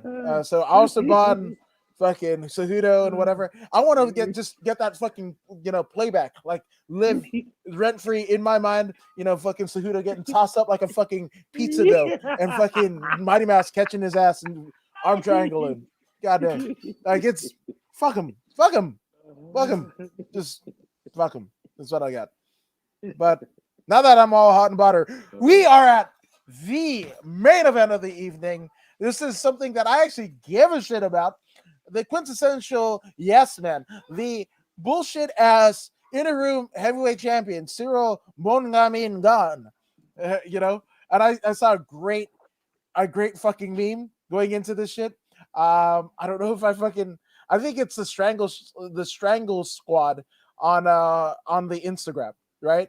They shared this beautiful ass meme, and I'm going to share it as we're introducing one Francis Ngannou, the Predator, right? Well, they were on memes on this one. The memes are on point for this one.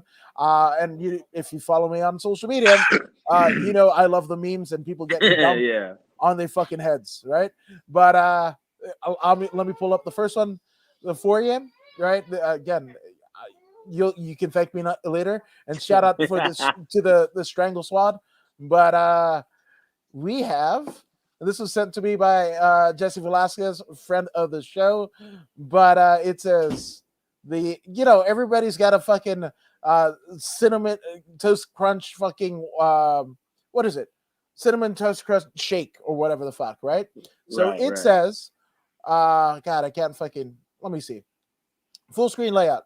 So for those who can't see, what it actually says is when you go to make breakfast, but all of the, and it's a picture of Cyril gone. I love that shit. Shout out to the Strangle Squad on Instagram where you can find that shit all day, every day. And then another one that we found, it basically speaks to the wrestling prowess of one Francis Ngannou, right? And this is OG Shawnee Mac. And it's like, it literally says, Francis Ngannou has evolved to the complete fighter. We've just witnessed Francis Ngannou Magomedov with the fucking Dagestani war hat. That's what we got there. I love it. Uh, yeah, so there it is. Shout out to Sean T Mac on Instagram. But yeah, dude, fucking Francis Ngannou. I think this is a next step of his evolution as a fighter. Mhm, mhm, We know him of his, athletic prowess, his knockout power, the aura befitting of one Mike Tyson, right? mhm, mhm, Comparisons to Mike Tyson, right? The legendary Mike Tyson. So, with that all being said, we got wrestle fuck Francis Ngannou, man, mhm, and shout out to the Grizzly Cal Jack, former NXT superstar, who's killing it on the independent scene. But he was brought in uh, to basically aid Francis Ngannou to prepare for Cyril Gane. And mhm, for those who don't know the Grizzly Cal Jack, um, and under his given name of Clayton Jack, he was one of the best wrestlers, heavyweight wrestlers, that the USA has ever produced. And that's kind of falling into the traits and the legacy of his father, who also has, an NCAA great in wrestling, who has wins, legit wins over Dan the Beast Severn, Dr. Death Steve Williams, Randy Couture, amongst others, right? So the Chris Cal Jack was brought in by the guys at in what is it? I forgot the gym in Vegas. Jesus Christ. But he was brought in to fucking help Francis with the wrestling, and he's a guy of 6'8" frame. Is Clayton Jack or Cal Jack the Grizzly? Uh, mhm, if you checked out any of Chael Sonnen's stuff, he shouted him out. He was like, "We're gonna see a different Francis Ngannou because Cal Jack is in the fucking fight camp," and that's exactly what we saw, right?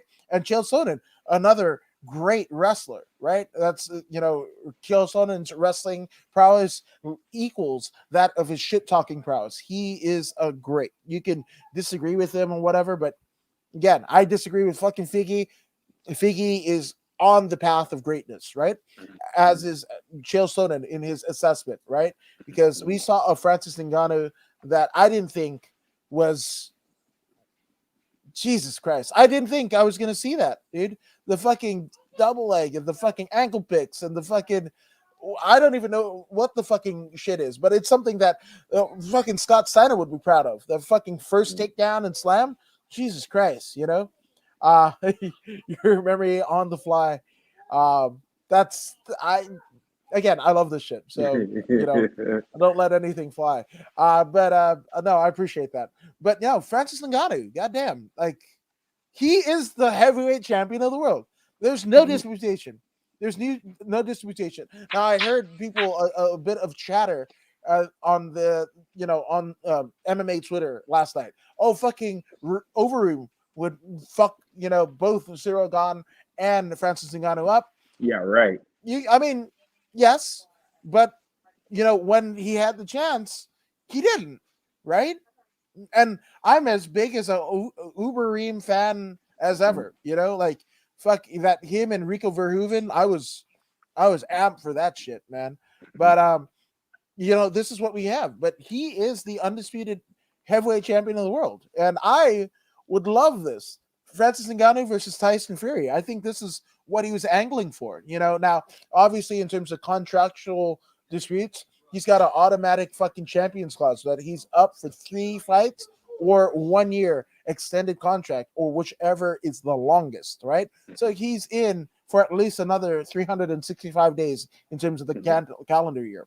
But mhm, he can do something, especially as he has as his manager somebody that worked for the UFC when Conor McGregor was angling for the fight with Floyd Mayweather and helping, uh, and seeing all the hubbub around it and all of the gesturing and the posturing that the UFC did to try and prevent it. And then they ultimately ended up coming on board as a co-promoter and what have you, and made shit tons of money from it, right? So I would love nothing more to see, Ngannou and Fury, and especially, to Ngannou. Yes, he's the heavyweight champion of the world, but this is a guy who less than 10 years ago didn't even know what the fuck fighting was, you know.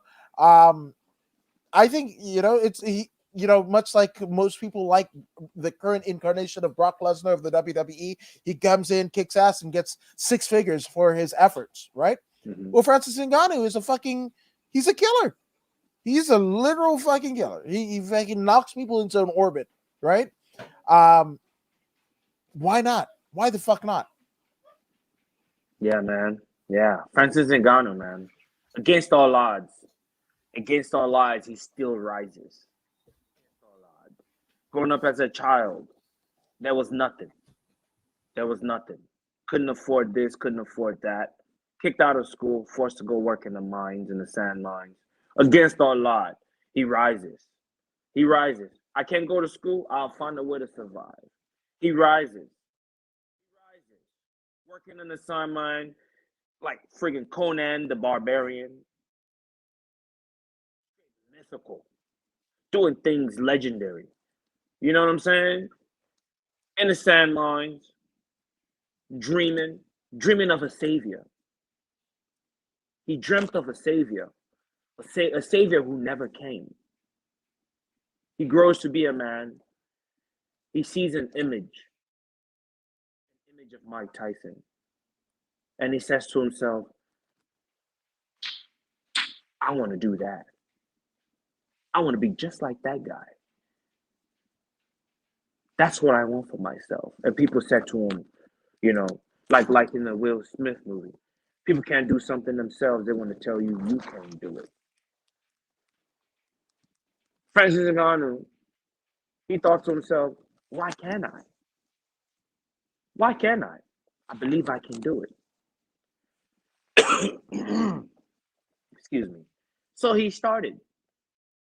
Crossed over Africa, north, crossed into the desert, crossed the ocean,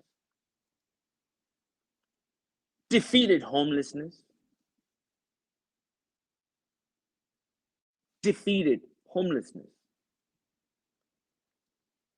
got in with the French folks who owe him. France owes him. You owe him, France. He doesn't owe you anything. Francis Ngannou does not owe you, France, anything. Because without Africa, you wouldn't exist anyway. What is it that he owes you, France? He doesn't owe you nothing. He goes over,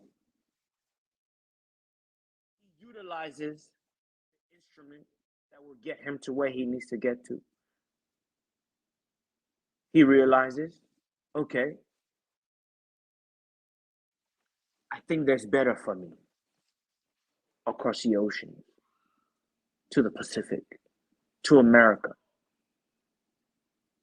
I think there's something for me there. So he went there. You cannot fault a man for wanting better for himself. How dare you? How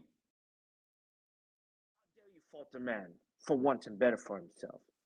So for this, you call him a traitor? You say he is this, he is that. Even your media at the press conference come, and they want to point a finger and ask these questions of him. The man is from Cameroon. He doesn't owe you anything, France. You owe him. You owe his people. But yet he rises against all odds. He goes in this cage representing Africa against the machine, France. France's best is Cyril Gone, the best striking you've ever seen in the heavyweight division. The best footwork you've ever seen in the heavyweight division. Some of the best grappling you've ever seen in the heavyweight division.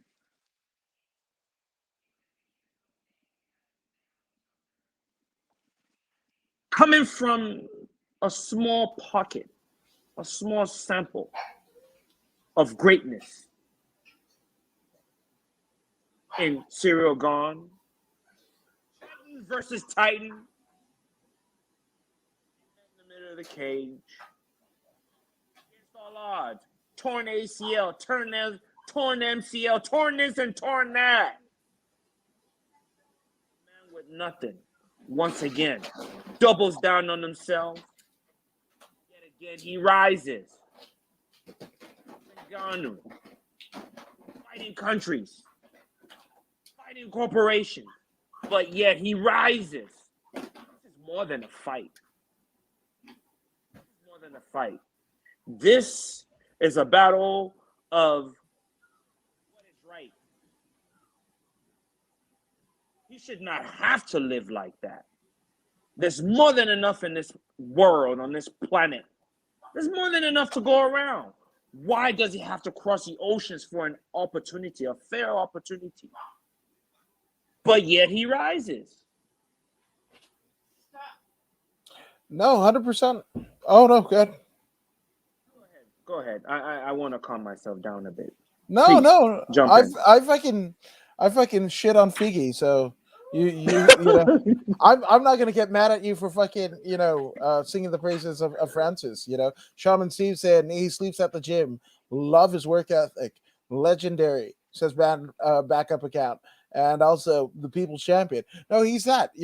And what I loved about this fight, again, we went into pretty in depth, pretty deep on Friday night before the fight, like literally like 24 hours before the fight, and talked about maybe this is the most important heavyweight title fight in MMA history, right?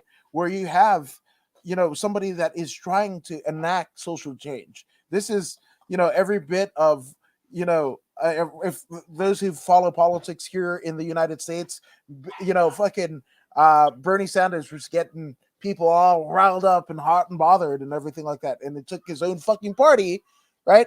His own fucking party to fucking give money to the other candidate, and the fucking lady who did it, she's like, I don't want to be fucking party president anymore, and jumps on the other side and whatever. We saw somebody get screwed, right?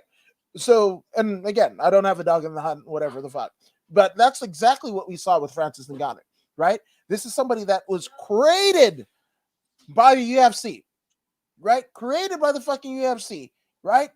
And what did they do to their own creation? They fed him to Stipe, who, again, since he lost the title to Francis Ngannou, have we heard one blip in the UFC or otherwise about Stipe Miocic? They fucking discard you. This is somebody who is, in their mind, revisionist history, right? The greatest heavyweight, champion of all time, right? But Josh Barnett was so quick to say, hey, how many fucking one-night tournaments did he fucking fight, right? How many, it's what you base as your metric of what the greatest is and what have you. But, Francis beat somebody who was essentially his Achilles heel, right? In Stipe Miocic, right? And the way that Francis won this time, right? He could have fucking knocked him out. Could have, right? But he showed dexterity to his game that he's never shown before. A wrestling prowess. There was almost like a fucking, it was not the greatest fucking leg lock, not the greatest heel hook, but Cyril Gane fucking tried to do it, right? And Francis Ngannou fucking spun the shit out of it in almost the fluidity of a Dory Funk Jr. spinning toe hold. Dory Funk Jr. would fucking be proud of Francis Ngannou. Every fucking NCAA wrestler, every fucking, collegiate wrestler, everybody that, Jordan Burroughs, fucking Mikhail Sanderson, Danny Hodge, you go down the line, we talked about fucking Randy Couture, fucking Dan the Beast Severn, Dr. Death Steve Williams, all great fucking NCAA wrestlers. They would be proud of Francis Ngannou and what he did. Everything that you would have said going into it, the fucking variables that you had in your mind, the back of your mind, even if you wanted to cheer for Francis, you're like, oh, with all that muscle, it's going to take a lot of oxygen. His gas tank is going to be whatever. He went the fucking 5 rounds. He went 25 minutes pushing the fucking pace. Right? What more does he have to fucking show you that he is one of the greatest of all time? And again, he went up against the machine. He bet on himself. He bet on himself, right? and went up against the big bad UFC. And yes, he finds himself in a 3-fight contract or another year-long contract that could negate a potential run in Bellator, or if he wanted to go and fight Tyson Fury, right? It might have negated it. But the fact of the matter is, like, I think he won. He won civilly. He won in the court of the public opinion. He won, right? And this is a Francis that, again, I didn't. I don't know if because I saw it. I saw Chael Sonnen's fucking you know YouTube, right? And how he was like, yeah, he brought in fucking Cal Jack, right? The Grizzly, right? Friends with Cal Jack, who on Josh in an incarnation of Josh Barnett's Bloodsport, where you could only fucking submit your opponent or KO opponent. Cal Jack fucking picks up his opponent in a no rope ring and throws that motherfucker, up against a fucking brick wall. That's what Cal Jack did. And that's who fucking helped Francis Ngannou with his fucking wrestling. Again, say what you want. You could say whatever you want. The fact of the matter, as we sat here, right, Francis Ngannou is still evolving, right? He's, legendary. This is like, we've seen The Blind Side, right? With the gentleman, right, with the learning disabilities and whatever, and gets taken in by the family and everything like that. That was a damn near Oscar-winning movie. We've seen Cinderella Man, right? We've seen all of this. We've seen it over the top. All of these fucking movies that fucking cite everything that fucking David Goggins is talking about. Get off your ass and just fucking do it, right? And yeah, man, it's just fucking great, man. And Harvey's saying Francis' story is a great one. I can't believe that Francis Ngannou and Cyril Gane made 600,000 and 500,000 respectively. And I hate that too. I think they should have made much more. But again, they're at the mercy of the UFC. And until something fucking changes, right? If they was like, hey, as great of a fight and a great of a showing as it is for Francis, they could have been like, before they made the walkout, they could have both agreed, hey, we're not going out unless we get $1 million each. You want them to Ultimate Warrior them? Oh, yeah, Ultimate Warrior, right? That didn't happen. And what we did see is a display, an assault that Francis Ngannou basically perpetrated on Cyril Gane that nobody was expecting. Cyril Gane, the 16,000+ people at the fucking Honda Center, the millions of people watching around the world. None of us were ready for that. You could tell, hindsight 2020, you could say that you were ready for it. No, I wasn't fucking ready. I was happily fucking surprised at Francis Ngannou, right? And again, he basically stepped away for everything, right? Everything that you know about him, every cachet, knockout power, all that shit. Oh, he can't get past the second round, blah, blah, blah. All of that shit. There were points where his mouth was just, he's breathing out of his mouth. After the first round, right, going into the second and shit like that. I'm not saying Cyril Gane didn't land shots, because he fucking did. There's a fucking hook to Francis's body. I was like, oh shit, it might be over. Cyril Gane, as hard as he is. And you know what? One thing, that right there is just one example of those Africans. You know what I'm saying? They just need an opportunity. And I want to apologize. I want to be the first one to apologize for all the internet scams or whatnot that my people, you know what I'm saying, that my people have committed against the world. But you have to understand, these people go to school with the highest education. They become doctors and lawyers and whatnot, and there are no jobs. There are no jobs. They gotta eat. You almost can't blame them. Francis is an example. It is his hunger that drove him across that desert. It is his hunger that drove him across the seas, risking his life. If you don't know, research on it. on his trip across the desert and the seas. I mean, these things are he cheated death. He cheated death, and for him to make it this far, and you expect nothing but what you've witnessed. Him evolving as a fighter is easy compared to the torment that he's already faced in his lifetime. This is easy stuff. You know what I'm saying? The people that doubted him, like that team that he came from, they should have been ready for this. They were not prepared. They assumed he wasn't going to evolve, that he was going to rely on just his power, and they game plan for just that. But they didn't expect him to evolve as a wrestler. They didn't expect him or his team. They didn't respect his team enough to see that there's a possibility that they can bring in the gentleman that you spoke of, that super wrestler, to come work with him. They didn't anticipate this. This is what happens when you underestimate your opponent. They underestimated their opponent in that coaching staff at Extreme Couture. This is what happened.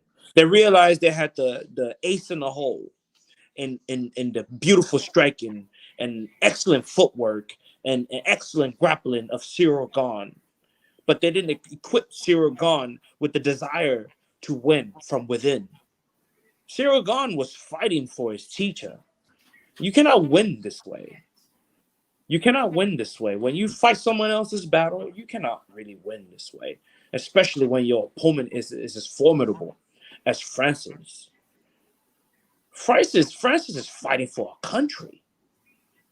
He's fighting for a country. He's fighting so that another kid in Cameroon that is dreaming of something great to happen, a savior to come to his country and save him like Francis dreamed in the past. And it didn't happen. He has now become that person, and he's bringing the dream to his people. This is what Francis is fighting for. While Cyril Gahn, who comes from wealth, yes, the East, the West is wealth.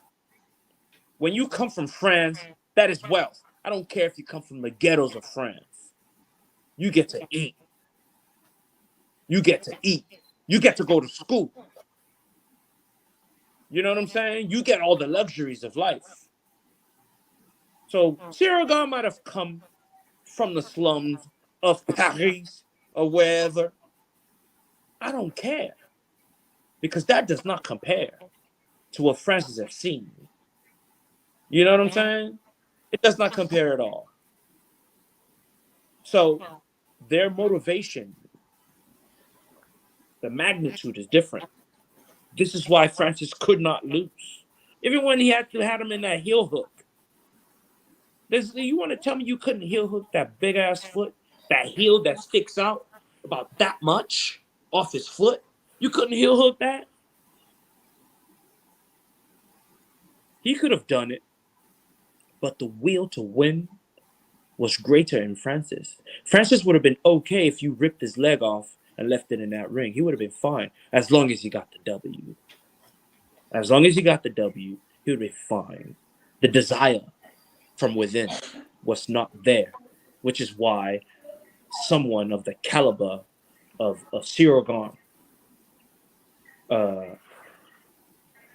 lost that match, a match he was destined to win, but he lost because it wasn't his destiny.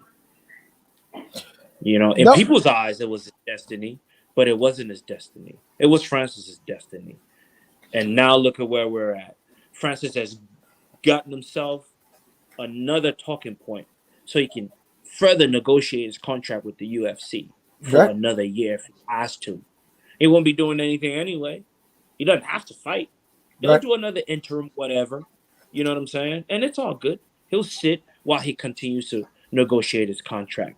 Winning this match gave him another card in which he could fight against his opponent, and that is the UFC.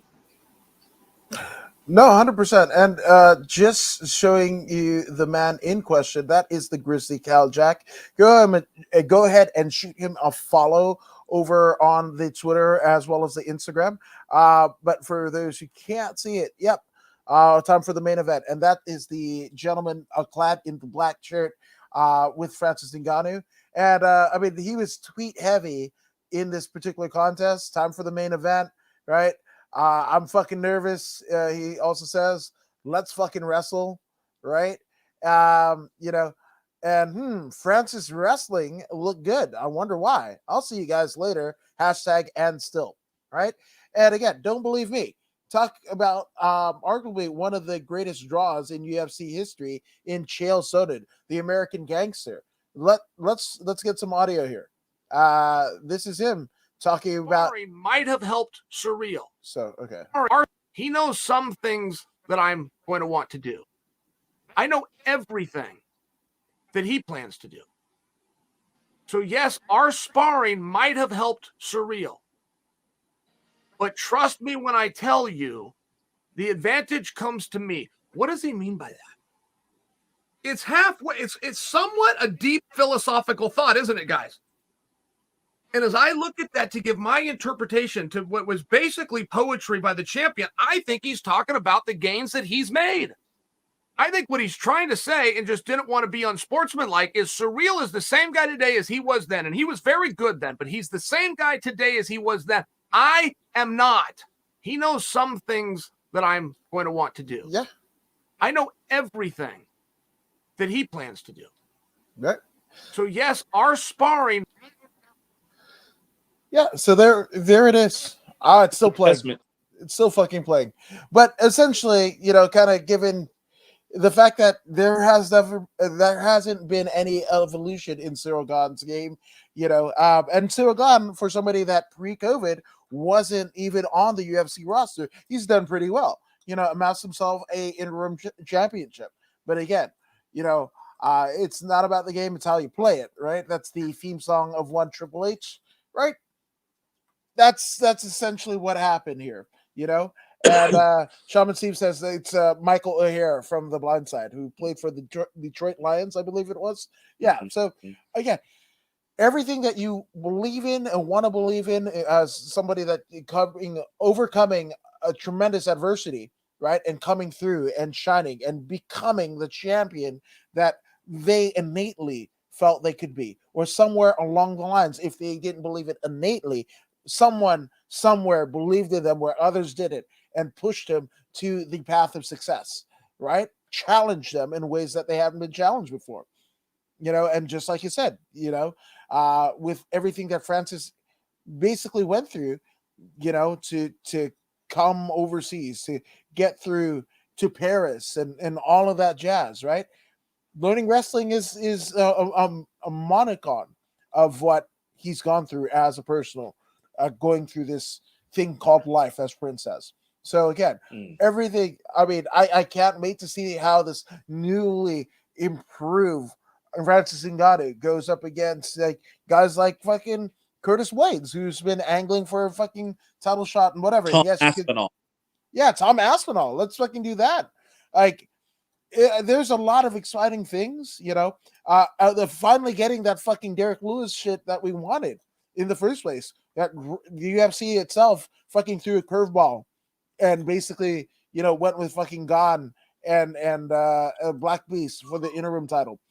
Look, there's so many possibilities. And again, with this evolution of Francis, I don't know what we're gonna see next, and I'm more than cautiously, I'm absolutely enthralled the fact that we're seeing this side of Francis, grappling that we in a heavyweight division that wowed us, like when Frank Mir used to do it, when Josh Barnett used to do it, right? You didn't think these big juggernauts, these gargantuans, could be capable of such a wrestling prowess.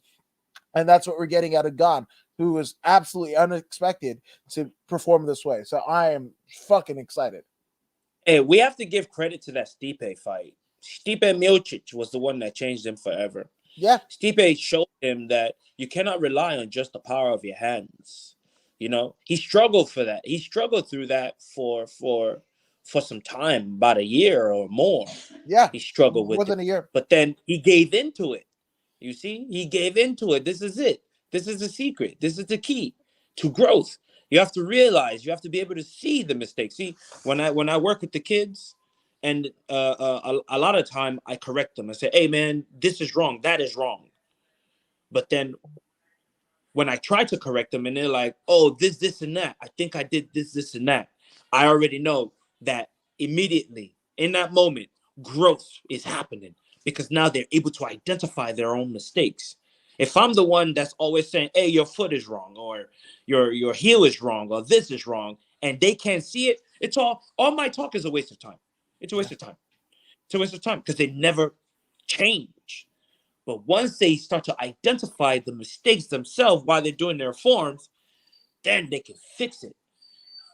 Francis Ngannou was able to identify his mistake, which is not respecting the ground. And 3 years ago, he mentioned they began the work to fine-tune his ground. 3 years he's put into this before he finally had the opportunity to show what he's actually learned. And bam, there you have it. He's actually learned something. No, 100%. And also, we talked about Francis. We talked about the Grizzly Cal Jack, or Clayton Jack, as he's kind of known otherwise. Maybe the government name, but also Eric Nixick, right, of Extreme Couture, right, who's as well as Dewey Cooper, right. Them formulating a game plan for Francis like that, executed to absolute utter perfection. Fuck yes, man. I love it, man. And again, surrender. And I Hey, believe it's the surrender to beast the has greatness no that you're chance. supposed to be. Huh? I said for sure now the Black Beast has no chance Oh of yeah. beating Francis No. because that cardio that Francis has got now, that cardio, good luck, Derek Yeah. Lewis. Good luck. Yeah. Good luck. Yeah. As fast as Cyril Gahn is, he couldn't stick him with the shot Yep. to put him out. Huh? Derek Lewis is not that fast. Nope. He only lands in occasions of chaos. Mm-hmm. You know what I'm saying? He doesn't have the footwork of Cyril Gahn. Mm-hmm. You know what I mean? Francis is a new fighter, a more collect fighter. Oh, you're in trouble. You're in trouble, Derek Lewis. That's my word. Yeah. So again, we can't wait to see what's next for Ngannou. Thanks for playing, fucking Cyril Gahn. And I mean, come back and try again. That's what I got. An evolution of inspiration. No, 100%, 100%. But thank you for inspiring us to continue on with this show, which is simulcast on not just the According to Woods page, not just the Voodoo in the Woods page, but also bodyslam.net and all of their social media deals. Go ahead and shoot a subscription and a follow where it's applicable. But for Voodoo, where can they find you on social media? Definitely Voodoo Maximus on YouTube, Instagram, Facebook page, Twitter, and Snapchat. Yeah, Snapchat. Let's go. Yes, and we will be going pretty soon. But if you're in that subscribing and following deal, hey, According to Woods. According to Woods is where you can get the Principal Podcast on Facebook, YouTube, Twitch, and Twitter. And then, if you want dumb shit memes of people getting dumped on their head or just dumb shit dad memes, I got you. Don't worry. I'm your hookup. So According to Woods across the board is where you can find me. Again, like, share, and subscribe to the Voodoo in the Woods podcast on all of the social media streams that we're bringing this shit to you. And we're going to bring this shit again because fights are coming back. Fights coming back, all left, right, and center. So we got Bellator, we got some LFA, we got, we just had an LFA. Shout out to the folks who competed at the LFA this past Friday night. The commentary team of Joe Ban, and I mean, it's fuck yes. Bellator is coming back. PFL is coming back. I'm so excited, and I'm so excited to share this great sport of combat sports. This great theory of the evolution of track of us human beings, right? Something that we have innately, right, is a fight or flight. And we get to discuss it in real time, in real form, with one of the best good brothers in the world, former U of MMA champion, and again, this guy with the face for radio. But we will be seeing you probably next Thursday, a really late night, Yeah. in the lead up to the UFC fight night that is upon us. Like 6 days from now, literally on Saturday next week. So we will see you soon with more Voodoo in the Woods. You guys have a kick-ass week, and thank you guys for being kick-ass. Continue to kick-ass, and we are... fuck, I didn't run the promo.